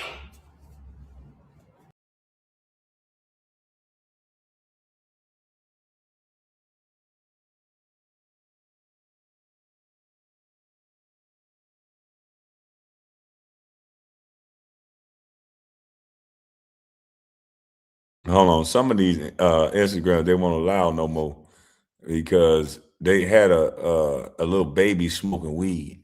And so I think they took that on Instagram. This black girl was encouraging her son, smoke it, smoke weed. And I think they took that down. They had a little baby hitting the blunt while they were laughing and encouraging it. I'm like, damn. That's crazy. That's diabolical. The adults in these rooms with these kids is crazy. What they doing to these children is absolutely crazy. And then now that it's summertime, I don't want to go no goddamn well because this is all you see right here. Apocalyptic. I mean, look at this. These scenes all look like that famous scene in World War Z, a zombie movie. Another teen takeover in downtown Detroit, and this time the violence ended with a shooting that left a 14-year-old child injured. Here they are pushing back a police car in Chicago. Like, what is this? And then there's this in Norfolk, Virginia. This doesn't even look real. A fiery, chaotic scene Sunday night on Redgate Avenue. New video. This some bitch running around with a gas can on fire. What? Hey, man, listen, I don't know what the hell they making these teenagers out of. What's wrong with these little some bitches? But Lord have mercy.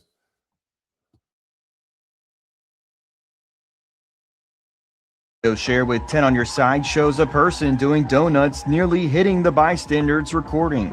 Then as people stand around, a firework is set off right on the road, barely missing those around it. This woman couldn't believe what she was seeing from her home. This is the shit that's going on my fucking block. Come outside, motherfucker standing on top of your car, throwing ass, shaking ass. You tell them get up off of your car, they want to get fucking ignorant with you. Take y'all ass the fuck home. Now this sounds like a black woman saying this. If you want them to get off your car, they get ignorant with you. She said, take y'all ass the fuck on. And it ain't nothing wrong with saying that. If you don't want somebody on your car, they shouldn't be on your car. Point blank, period.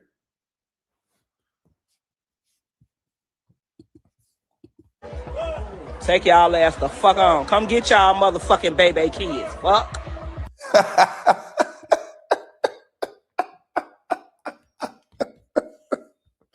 Yeah, she definitely from the hood. When they put a fuck at the end of it, oh yeah, she definitely from the hood. Go get y'all kids, the fuck. So as the teen takeover phenomenon continues to spread and nobody does anything but talk about how the community needs to come together and yada, yada, yada. We need to start investing more in our communities and our families. It's the responsibility of the community, of our neighborhood leaders. Ain't no responsibility in no community. I ain't got nothing to do with these badass kids. It's the responsibility of the parent. The hell is you talking about? It ain't no responsibility of no community because your kid out here with a damn $1,000 phone doing stupid shit, and they deserve to get locked up. And I'll stand on that.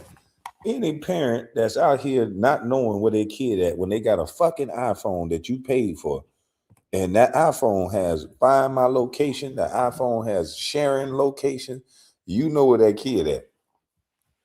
Give these parents them $5,000 fines, and they'll start finding out where their kids at. They'll stop giving them rides. They'll stop letting them back in the house. If my mama knew she was going to jail for something my brother did, she'd have turned their ass in their goddamn self. Parents don't need to go to jail for their kids.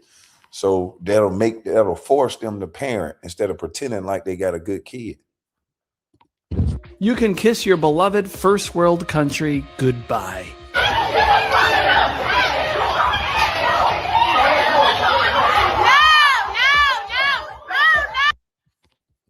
Look at this shit. And then they'll say the cops shouldn't be doing all this. Let me tell you something. What would have happened if those were black boys rushing up on a cop like that? We would have got shot. The worst these little girls got is pushed. And you'll have somebody saying, that cop need to lose his job. Instead of saying, somebody need to show them little girls how to act like ladies. This ain't what ladies do. These are not future wives right here. These are not future mothers that's going to raise boys that when they boys copy this behavior, they will get unalive. This is what's going on in the streets. A little boy raised by a mama like this that don't have self-control. That little boy is not going to have self-control, but they don't have no hands-off policy on no boys. And so if you wonder why they killing our black boys in the streets, isn't it? Because they looking up to women like this. And I ain't going to blame all women, but women like this. They're looking up to women like this with no self-control. They're seeing that this is what we're supposed to do, and they're doing that same behavior. But the result is going to be a cop is not going to look at you and push you as no man. He's going to look at you and he's going to pull out his gun and he's going to fire upon your ass. And then what? You're going to say Black Lives Matter, but you in the ground and that cop is going to walk free. This is sad. And this ain't what you're supposed to be doing out here on these streets. Look at our women on the ground being handcuffed, twerking, doing all this dumb shit. These are teenage little girls. I would be ashamed if this was my daughter.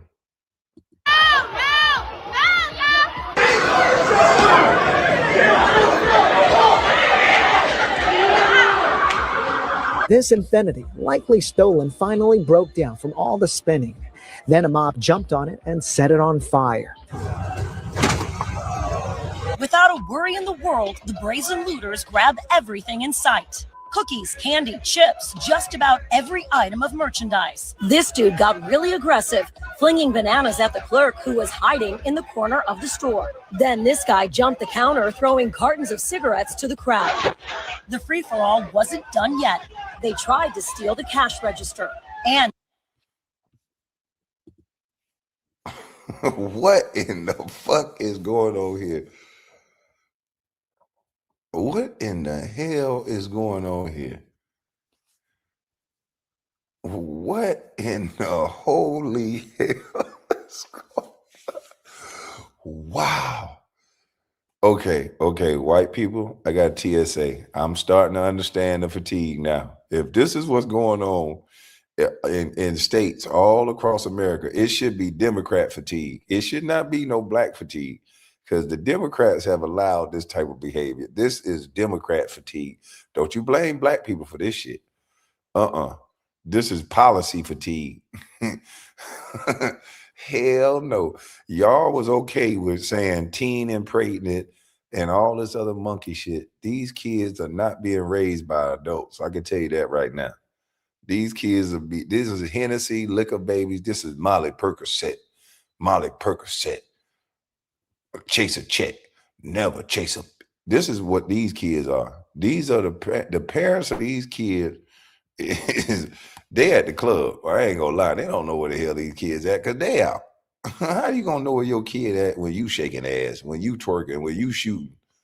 They don't give a damn about these kids. These kids don't have no concept of what they're actually doing. You jumping over a counter, taking a cash register. You know how much time you can get for that? Teenager or not. Nobody taught these kids right from wrong. Like, God dang, this is crazy. How TK Kirkland said, who raised you? grabbed as many lotto tickets as they could. They all rushed out of the store with their loot before police got there. By now, you may have seen some of the teen takeover in Lakeview late Monday night. Many here jumped off the red line at Belmont, soon blocking traffic and jumping on cars. No violence, but disruption and damage. CPD officers worked to control the crowd and move them out of the area, but the teens left behind a path of destruction. People were horrified by the extent of the damage. So you don't want no violence, but you want to stand on people's hood or their Mercedes. So, or they Honda, whatever that is. So if someone was to go to your house and stand on top of your mama and daddy car, y'all wouldn't come outside and try to kick their ass.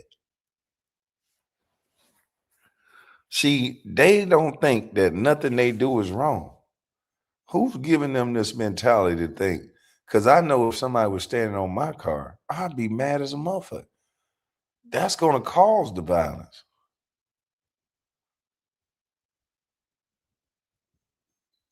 Like, this is crazy to me. This morning, shoe prints on cars, hoods dented, windshields broken. It's terrifying. These teen takeovers are starting to look apocalyptic. Yeah, this shit is crazy. Crazy, deranged. Crazy, deranged.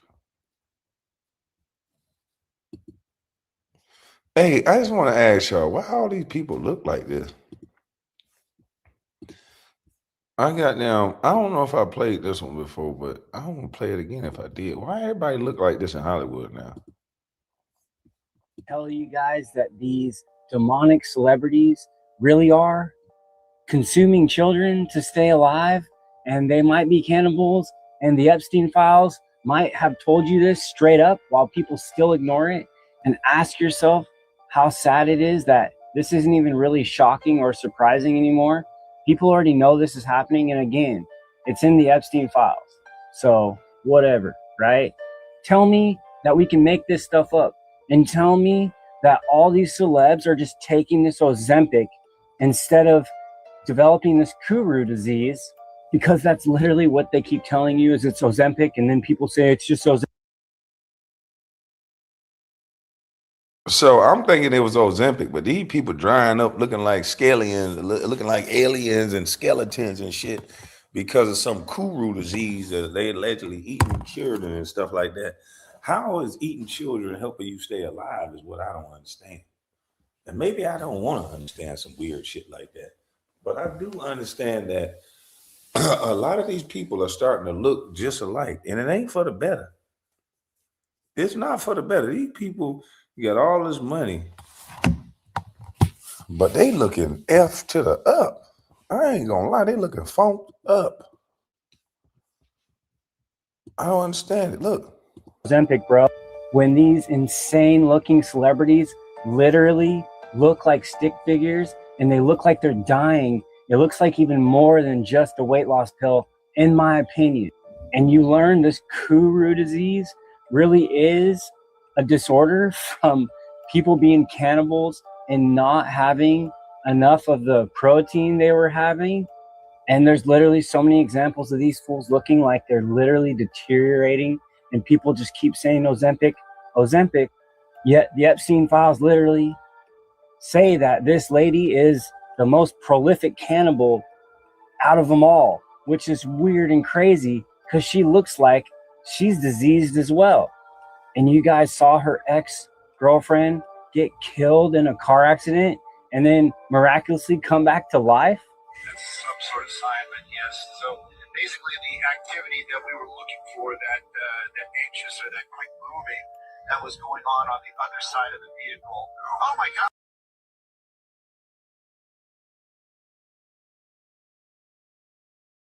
Now, hold on. Now, is that a little skit or something?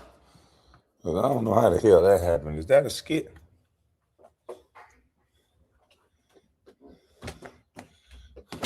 The motherfucking lady just woke up.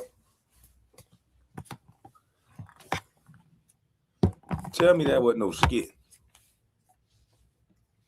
The newsman said, oh my God, I've been trying to find that news station. He's completely alive. What the hell? I mean, really, man, how many examples do you need to see before you start to connect some dots and be like, hey, maybe these are... Wait a minute. She used to look like that, and now she look like that? What in the hell? What happened to her face? What happened to her motherfucking eyes? What in the hell? Wow, wow, wow, wow. This looks terrible. God, to be more careful. Shit. I saw Ozzy Osbourne wife or whatever her name is and the daughter. Oh my God. fallen demons, and maybe these Holly weird celebs got a lot more going on than what meets the eye. So take it or leave it. I'm here to tell you right now that these MFs are literally on a different level, and it just takes a second to tap in and see it. Just like Homegirl says they used a memory eraser on her. Yes, Weird. said that. You guys see how they throw it right in your... She said they used a memory eraser on her. I think somebody tried to use that shit on me too, because I forgot some shit. And then I'd be like, man, am I slow now or something? I think somebody slipped something in my drink too. Motherfucker's good, but I take that ashwagandha and shit. Your face. So you guys tell me what you think. Is this all just some kind of crazy act, or is there more going on out here than what meets the eye? And ask yourself why the hell they would straight up admit to eating children. So again, you let me know what you think.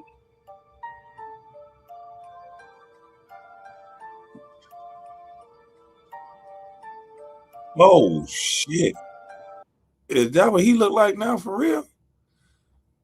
Damn.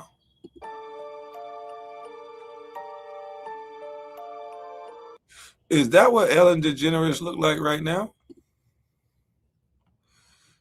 If you drop the link, I can give you the clip I found. Okay. Is that what Ellen DeGeneres look like right now? What the fuck? Damn. When we tell you guys that these... Ooh. That look bad, bro. That look bad. And then we got this. I'm going to drop the link right now for you.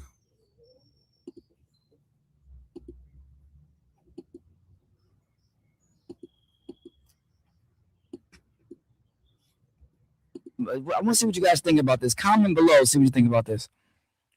Did you guys know that the 3 women who founded the BLM movement are on record admitting to being witches and warlocks, and that their whole say their name movement was a ritual? They were invoking their spirits from the dead to do work through them. I'm sharing too much, but we become very intimate with the spirits that we call on regularly, right? Like each of them seems to have a different presence and personality. You know, I laugh a lot with Waukesha, you know. You laugh a lot with Waukesha. Wait a minute. Did Moneybagg Yo got a song that say, when the love to Waukesha? Didn't Moneybagg Yo say something about Waukesha in a song? What's up, Taryn? What up, man? Do you want me to share my screen, or do you want me to send the link in that chat? You can go ahead and share it. Let me drop this. Drop this down.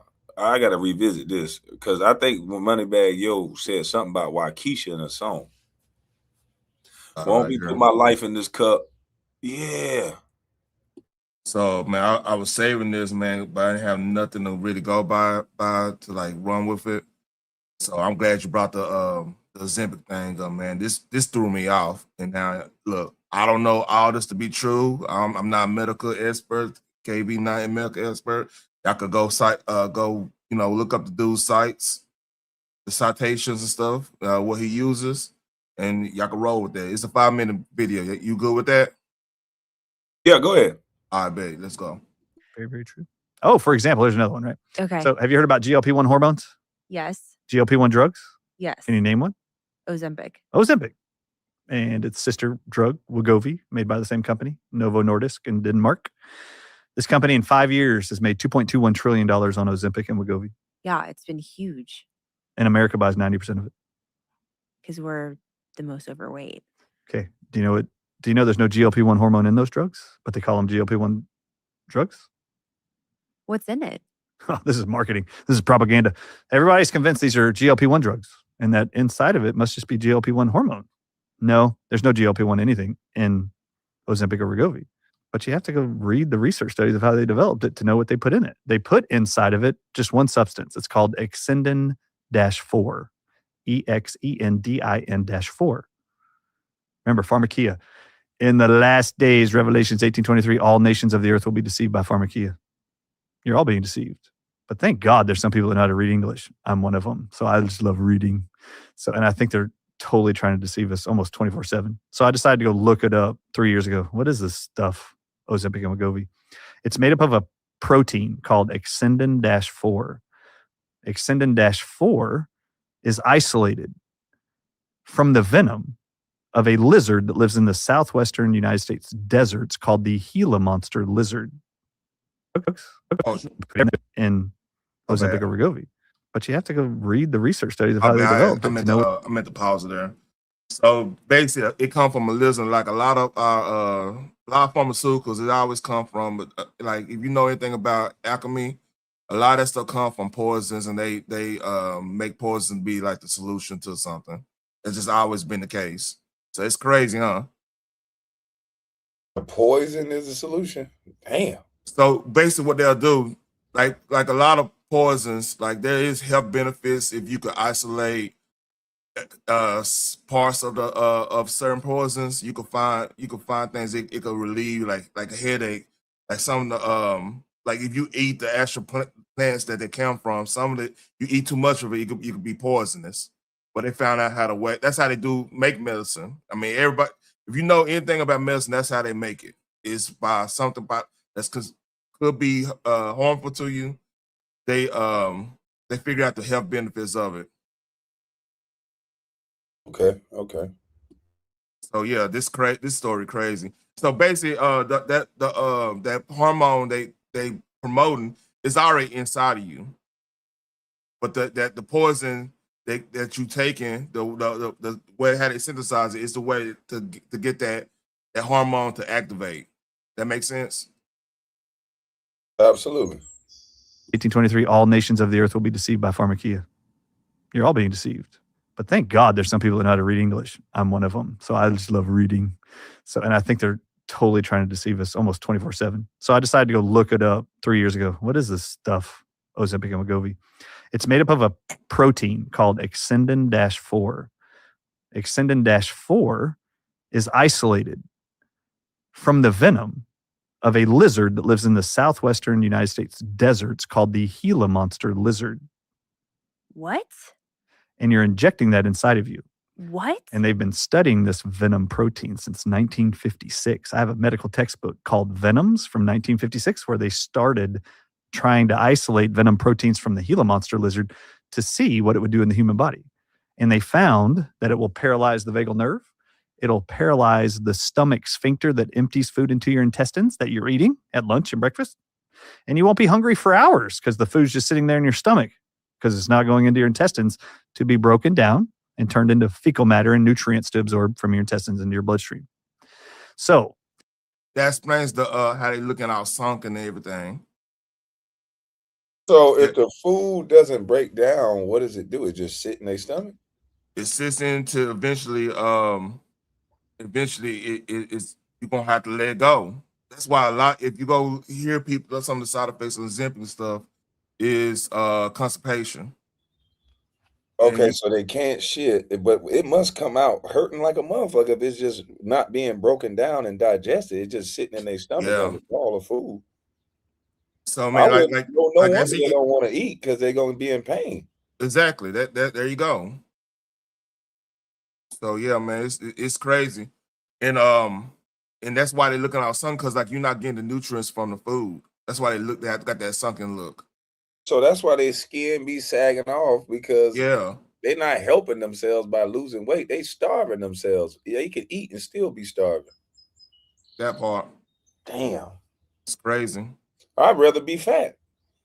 But I mean, shit, just go and do the work, man. Because like if you a lot of times people get overweight, man. It's nutrients. They could be nutrient deficient, but eating a lot of food because you're not really eating nutrition rich food and stuff. So yeah, man, like that's why they looking all sunken and stuff. Me and the dude that own the gym I go to, we just sit back and talk about it because like he's seeing like a lot of cats that's doing it, they just losing their energy working out and everything. You know what I'm saying? And that's Yeah, the reason you why. got no choice but to lose your energy. Your body not taking in any nutrients. You eating food, but it's just sitting in your stomach because whatever this venom is just blocking your body from doing what it do. Like that's stupid to me. Like you said, I would eat less and I would just work out, and whatever gains I get from that sound way more healthier than to block my stomach all from letting my body process food like it's supposed to. Yeah, it's more. This is crazy. This story is crazy too. All right. Extendin-4 is a neurotoxic venom from a lizard, and you're all injecting inside of you. And this drug, Ozempic and Wegovy, is being promoted as a weight loss drug and a diabetes drug. And the FDA just approved Wegovy, which is the exact same substance, for heart disease for all Medicare age patients, and it's covered by Medicare. All right. Extendin-4 is a venom protein, and they have found and published that when you inject that into a human being, disease. Yeah. So wait, hold on. What's that drug? Hold on, you gotta go back a little bit. I right. missed that. He was talking about Wegovy for heart disease. That's the other version of that that medicine. Okay, take it back. I'm all ears. Take it back just a little. I do it 210. Toxic venom from a lizard, and you're all injecting inside of you. And this drug, Ozempic and Wegovy, is being promoted as a weight loss drug and a diabetes drug. And the FDA just approved Wegovy, which is the exact same substance, for heart disease for all. So basically, what he's saying is the heart disease just because of cholesterol and everything like that. And cholesterol necessarily not. There's a lot of studies on cholesterol. Like you got good cholesterol, you got bad cholesterol, and you got the whole cortisol and all that stuff, right?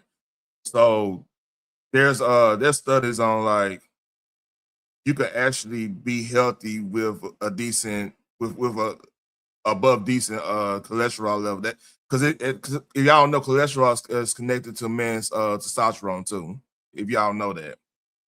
So when people say you got high cholesterol, you got to be very weary on that, and you might need to change your diet a little bit every now and then. But getting on something that like that, some America drug, man, it could have some lasting effects on you. A high cholesterol, low testosterone. No. What I'm saying, cholesterol is connected to your testosterone. It's not as in high and low. No, that's what I'm saying. If your cholesterol go high, if you got bad cholesterol, that means your testosterone is going to be lower. If you have good cholesterol levels, then that means you're eating right. You can perform right. Your testosterone is going to be higher.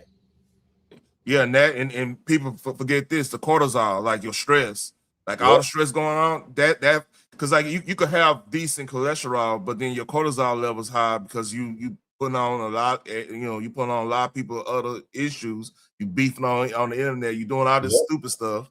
I mean, that's that part. Yeah, exactly. Take that ashwagandha.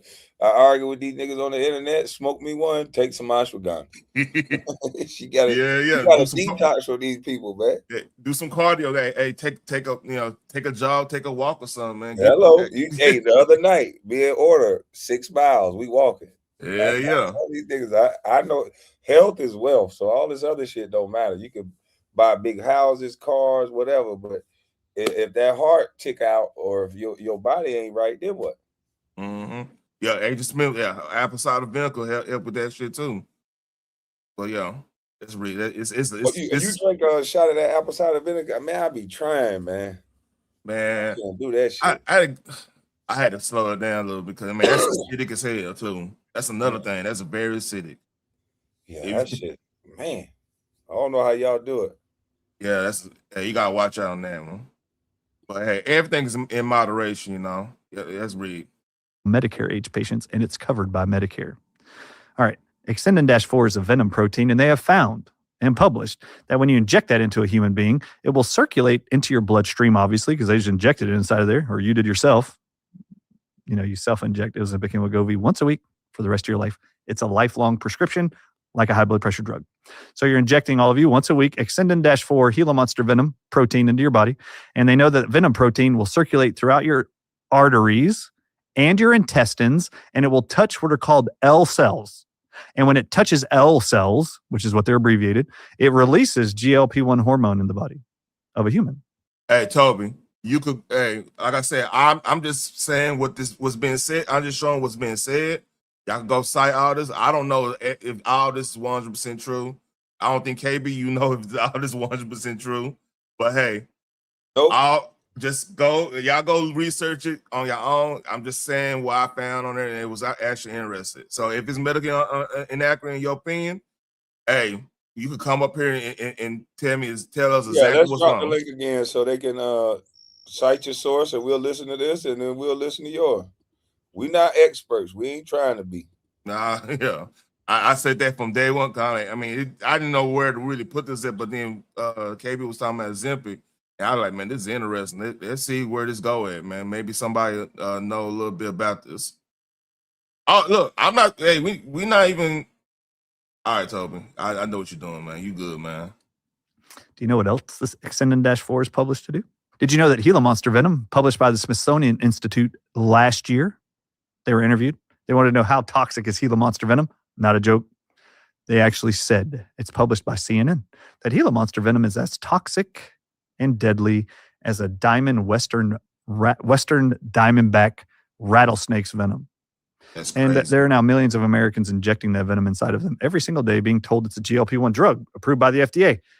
This is venom, people, and you're injecting it into your body. And Exendin-4, this venom protein of the Gila Monster, is published by the FDA with a black box warning. Anybody injects themselves with this for 12 to 36 months, you are tripling your risk of developing thyroid cancer. Called medullary thyroid cancers, and there's multiple of them. But do you know what oncologists around the world are telling me as they've seen my presentations about what Ozempic really is? They all call me and come to my conferences, and they report to the audiences. We're not seeing thyroid cancers exploding in Ozempic users and Wegovy users. Those who are diagnosed with new cancer after starting Ozempic and Wegovy, we're seeing explosions of breast cancer diagnosis in all of these people within a year or two. That's what they're seeing. But this venom protein is published to cause nerve growth factor and epidermal growth factor, which are two oncology terms, cancer terms, for the growth of tumors in the brain and in your organs. Oh my gosh. It's also published that 1 in 5 will develop diabetic retinopathy, meaning your retina will detach and you'll be permanently blind for the rest. What were you just showing about eyes? Or their eyes was bulging out their head. Man, this is crazy. Like I said, I don't know this to be true, but it's a coincidence. Hey, I got show. Hey, sometimes, man, me holding something, man, like this. Hey, this is that was like a perfect segue to this shit, man. But that's crazy. Let's read.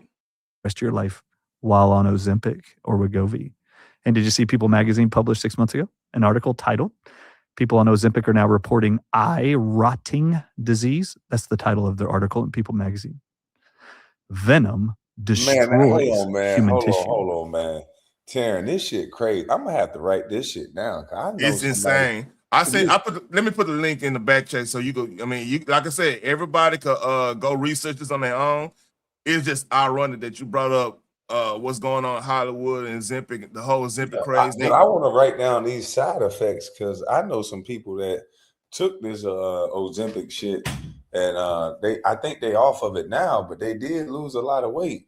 And they saying that your eyes can bulge out, your retina can detach, you can have cancer, you can have breast cancer. Shit. Damn. It's crazy, man. Like I said, you just showed Hollywood. Then I'm like, man, I heard that. I was listening to this, and let me. Hey, it's crazy. Now, here's the thing, though, y'all. What y'all gotta understand: any medicine you took, like, it come from like the whole alchemy process when they deal with something that's harmful to you, but they synthesize it so that it could be a health benefit. So like anything you taking as a medicine is going to be some sort of what Ozempic is. You know what I mean? everybody just need to understand that straight up. That's why you don't want to get addicted to these drugs and stuff. Because it's gonna break your body down. It's designed to do that, you know. That's why everything in moderation. So you got about a minute left. You cool? Oh yeah, go ahead. It is not a cure for anything, but any of you out there who are losing weight, congratulations. I'd like to ask you, do you really believe you're overweight and you're diabetic and you have heart disease because you're Gila monster venom deficient? And if not, why are you injecting inside of you every day? And I just have to tell you, your medical doctors don't know it either. In fact, every medical doctor I've sent the articles to that this is what Ozempic and Wegovy is, when I send them the research articles, the mainstream articles about what it's made from, they all in unison have said the same thing to me by text and by phone call and by voice face to face. I was never told this by my pharmaceutical rep.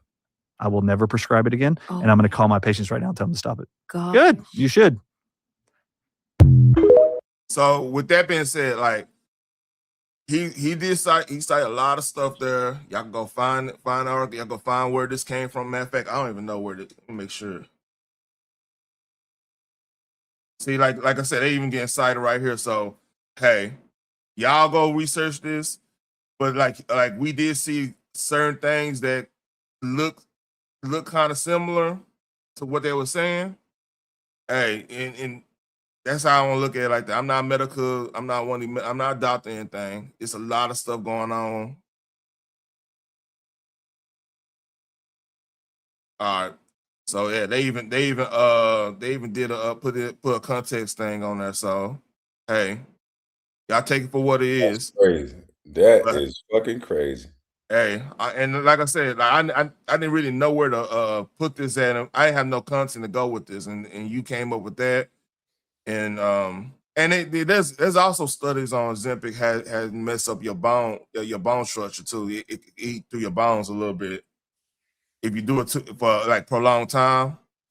So like from what I've been hearing, doctors will actually get you off of it. Like let's say they don't want you on it past a year or something like that. You gotta get a certain type of weight. It's no different than like how like steroids is supposed to be used. Like we talk about performance enhancing drugs and stuff. It's supposed to be like a cycle. You do that just to get you back on like recovery stage and everything medically. Like if you had a car accident or something like that, you trying to get back your recovery back and everything. There's a health reason to do that. It's not always just motherfuckers just want to get in the gym and be big. Okay. You see what I'm saying? So that's the reason they was even even made like the deer. I think like deer antler stuff like that help with like your bone growth and stuff because they got a hormone in the deer antler. That stuff they was trying to say that Ray Lewis was on. How he recovered so fast. Oh yeah. Okay. But like there's actually a health reason to even be on that. Like it's crazy how like you gotta watch out how people sensationalize. So like this is he was explaining this stuff was kind of sensationalized, but we can't go. The thing is he was doing it so we go research what he's talking about and see exactly what he's talking about. It's kind of like a sci-fi movie in a sense. Like he gonna say something that might have like a big monica of truth in it, but he gonna sensationalize it like crazy. It's gonna perk our ears up. Say, hey, let's see what's going on. Okay. It's not designed to be taken verbatim, and that's what gets people in trouble. But hey, I gotta get ready for work, and I just wanted to share that with you, man. And that was just a good segue for this. All right. Salute to you, bro. Appreciate that. All right, peace. All right.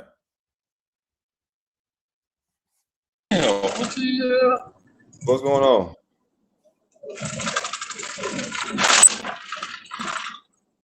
Oh, I don't think he knew he got up.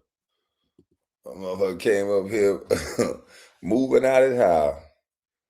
All right, well, let's get back to these warlocks and witches, man. Y'all knew this? Hey, didn't Moneybag Yo say something about why Keisha?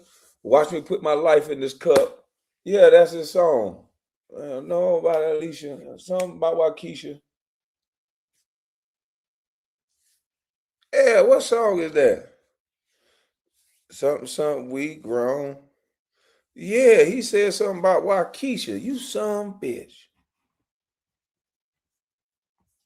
Mm-mm-mm. And I didn't meet her in her body, right? I met her through this work. It's a very important practice. I just after the Tony Hinchcliffe joke, after everything's going on with the Kevin Hart roast, and now we're dealing with this we can't even march without it being for the devil, man. Nope. They're stealing money. She said they're giving food to the people that's dead. So the money went to some fried chicken and nuggets. What are we doing, man? This is ridiculous, bro. Fried chicken and come on, bro. I didn't sign up for this. Fried chicken and nuggets. I didn't sign up to donate my money to give to spirits. This is what we're dealing with, y'all. Like, y'all let me know what y'all think. Comment below. Let me know what you think. Because I don't know what's going on. I don't know. I'm out. I'm done. I am done. He said Waukesha is another name for lean. Okay. Okay, I didn't know that. LS, what's up? I can't call it, man. I used to date a chick named Waukesha back in the 90s, before lean.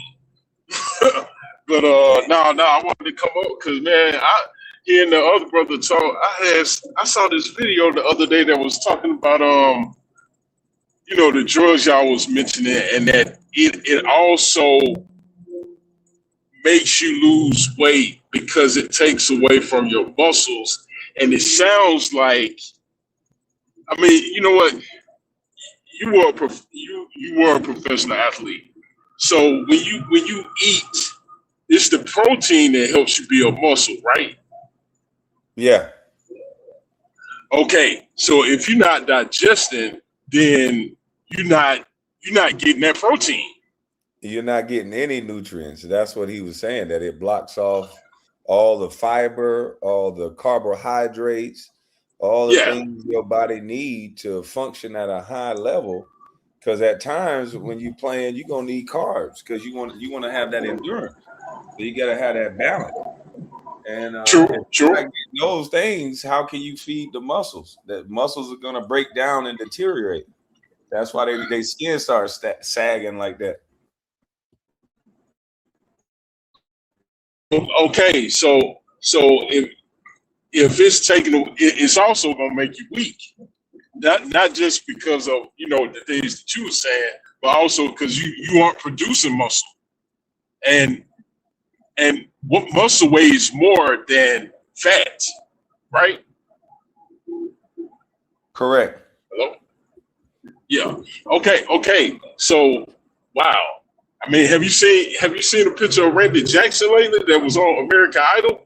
I have. Bro, that looked. I mean, that thing, that's scary, bro. Why do people want to be that small? Like, okay, if you got on Ozempic for a while, can they not get off of it or something? I don't think so. I think it ends up causing them more problems, especially if, I think, didn't the brother say something about that the doctor try and get you off of it after a year? Well, if you go past the year, I mean, you probably run into major side effects if you try and get off of it. Which is, I'm just trying to figure don't out. even start it. Does it have like any addictive properties? Is it sugar in there or something that's making these people not want to get off of it?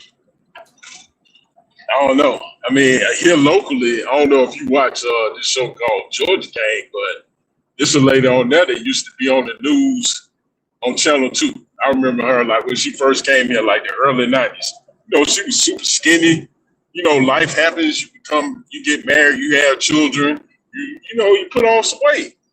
When that she done got on, I don't know if she used Ozempic or what, but you can tell that she's using something because the weight just is steadily falling off of her, and she's almost back to the weight she was when she, was new on the scene here in Atlanta, looking like she weighed about 110 pounds.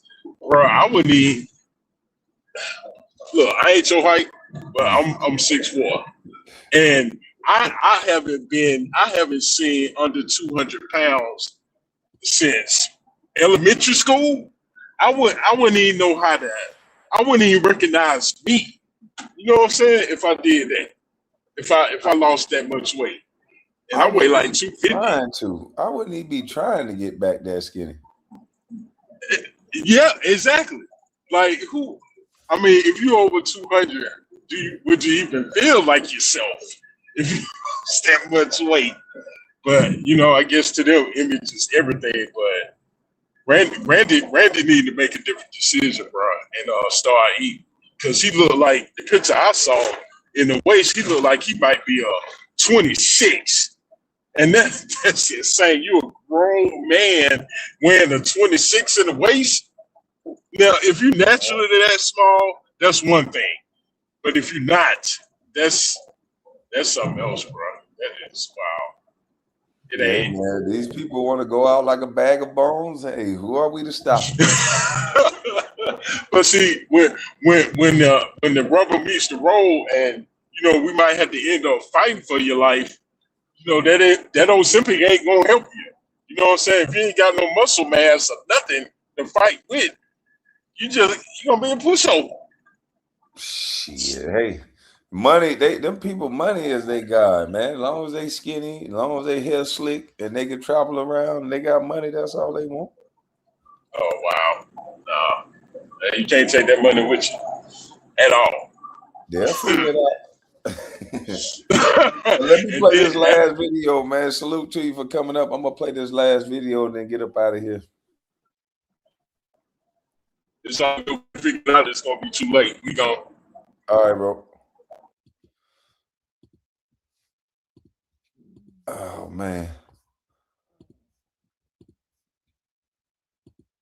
bro, sound like Kumo D. Hey man, we got Chud the Builder, homeboy, over here on Ported Flacco. This dummy decided to threaten to unalive Carmelo Anthony. This idiot thought that this is freedom of speech. What is wrong with these people? I thought they were supposed to be the ones that know the law. They talking about black folks chimp out. Boy, if this ain't the chimp out of the world, this stupid dummy done been arrested 3 times in the state of Texas. Now he has a terroristic threat, a felony on his record for threatening to he talking about what? I just said we'll take our justice in our own hand, exercising my First Amendment right. They got this dummy on tape saying that he would unalive Carmelo Anthony. Like, what in the hell is wrong? That's a chimp out, white boy. That is the biggest chimp out. Y'all supposed to be I ain't gonna say y'all because that ain't everybody. You supposed to know the law, dummy. If you gonna say that black folks chipping out, you at least gotta know the law. Otherwise, you done crashed out. That's what we call it. Anthony trial, and he purposefully goes in the middle of the pro Carmelo Anthony supporters to disturb them and agitate them. The black community refuses to call out the bad members. You need to call out your murderous members of your community. Whatever you talking about, I don't give a.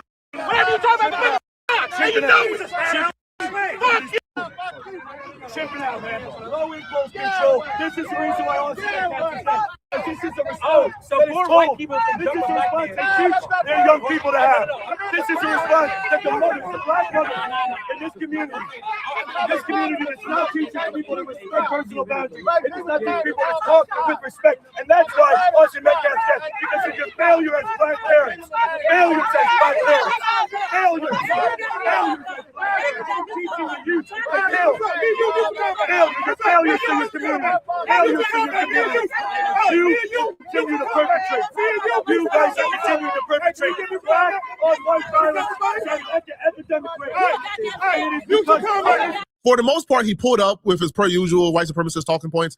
He would have been fine if he would have just stuck to the white supremacist talking points because we know what he was doing, man. He pulls up, agitate black people, take a 10 to 15 second clip of black folks responding to his agitation, post it online and make them look bad. We know what the play is, right? They rinse and repeat at every tragedy. But he would have been fine if he would have just stuck to the normal white supremacist rule, caused a lot of trouble in his life. Black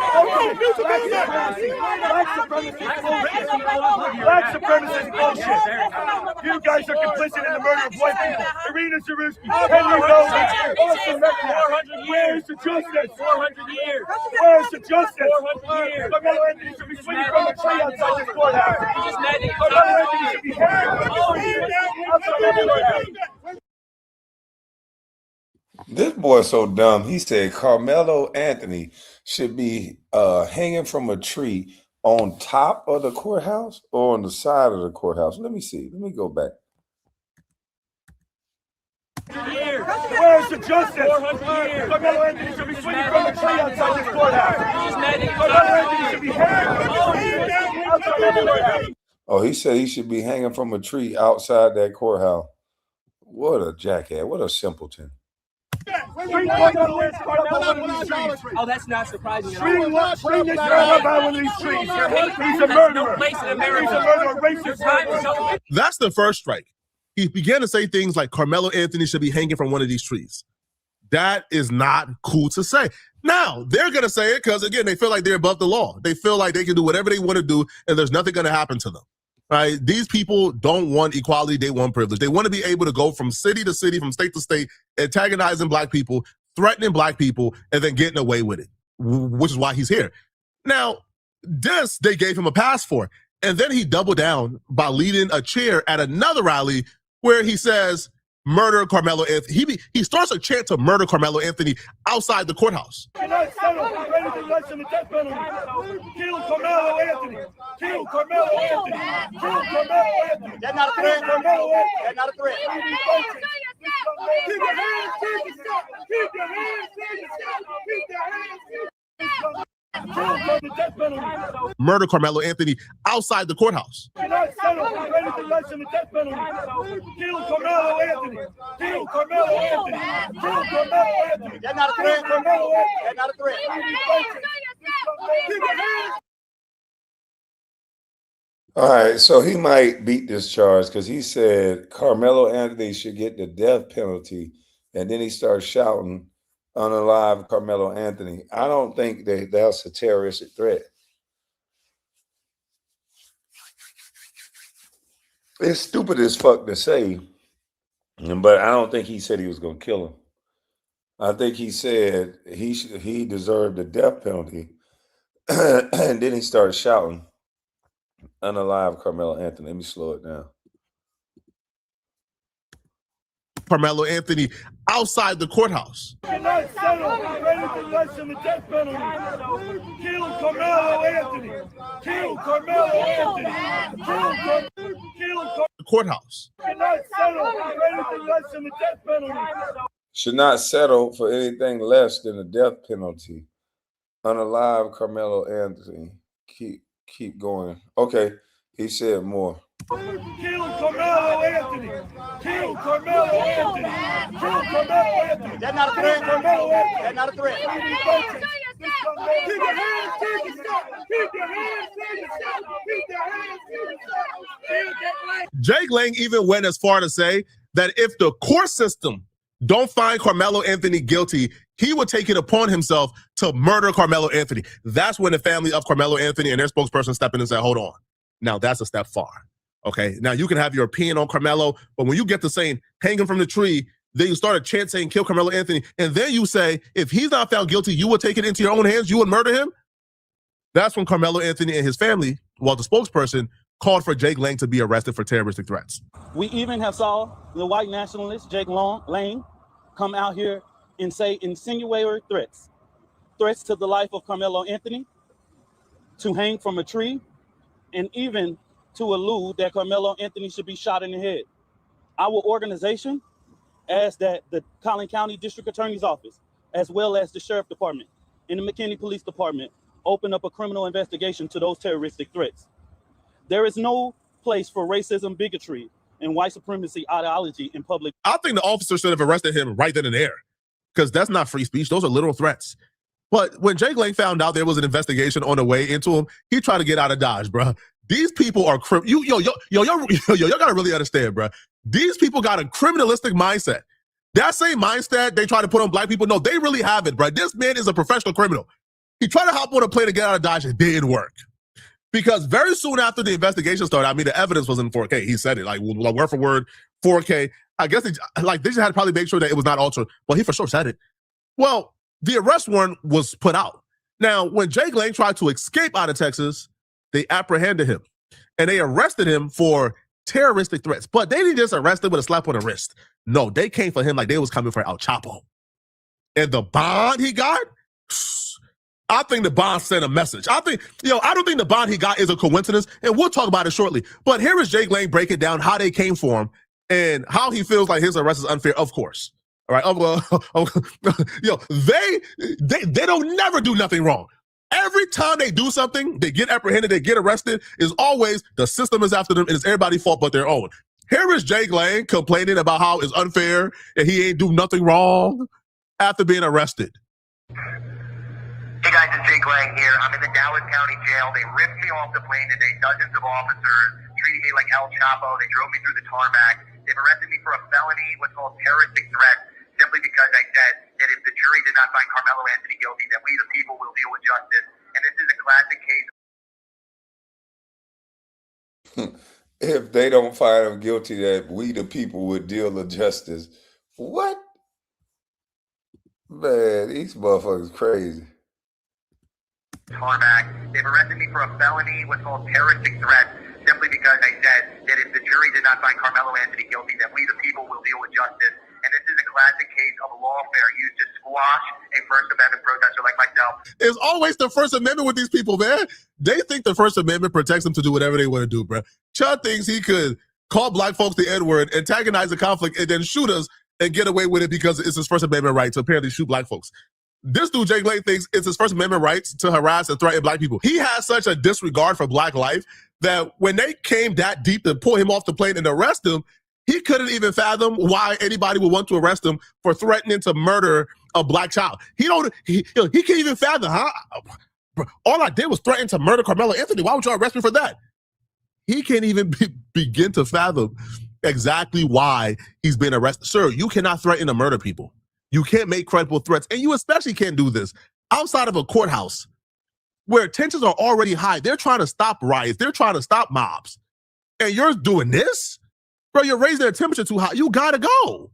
Now, Jake Lang, in his message from jail, one, he admits he said it because he said, all I said was if the court don't do it, we're going to take justice in our own hands. You can't do that.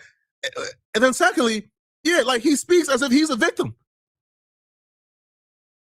That's what I'm saying. He acting like he been done wrong. Nigga, you ain't have to go out here and say none of the stuff you said, dummy. You keep showing up at courthouses. This is a waste of skin white boy. This is a waste of skin white boy. He could be in line to be the president. His grandparent, somebody down the line probably was close. Why is you wasting time going to seek out problems? Getting yourself arrested. This is stupid. Golly. And now he chimping out, playing victim, crying and whining after he putting himself in harm's way to get arrested.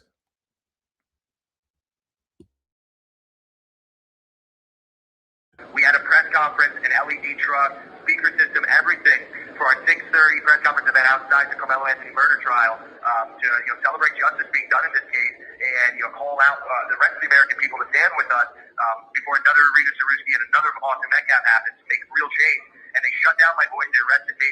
They're holding me here, probably on an exorbitant bond. I'm going to see the judge in the morning. So please, guys, go to my Gift and Go account, donate the money to help me get out of here. I'll be stuck here for months in solitary confinement if I don't make bond. This is two-tier persecution against. This call will be terminated in 2 minutes. And then that's the thing. These guys doing all this stupid stuff, and they gonna have to be in solitary confinement the whole time they in there. Like, do you know how crazy that is? To go from being out in the free world to sitting in a cell by yourself in solitary confinement. Hell to the no, B. I'm scared just thinking about some shit like that. I'll be just like him. I'll be begging for donations. I'll be crying and pleading and acting like I'm a martyr. Man, solitary confinement. This dummy gonna be in solitary confinement. The whole time he in there right now, he is solitary. He can't be around nobody because somebody might chimp out in there. So his dumb ass is in a cell by himself, cold as hell. This call will end in 2 minutes, and then it's back to the slammer for his dumb ass. Oh man, I love it. You chipped out, buddy. That is a chimp out. How is that a win? These white boys are crazy. There's no way I'm gonna give up trade in the free world for a solitary confinement cell. Hell no. Yeah, he PC'd up. He gotta be. And he in jail, so it ain't like he in prison where he can go to like a PC yard where it's a bunch of them.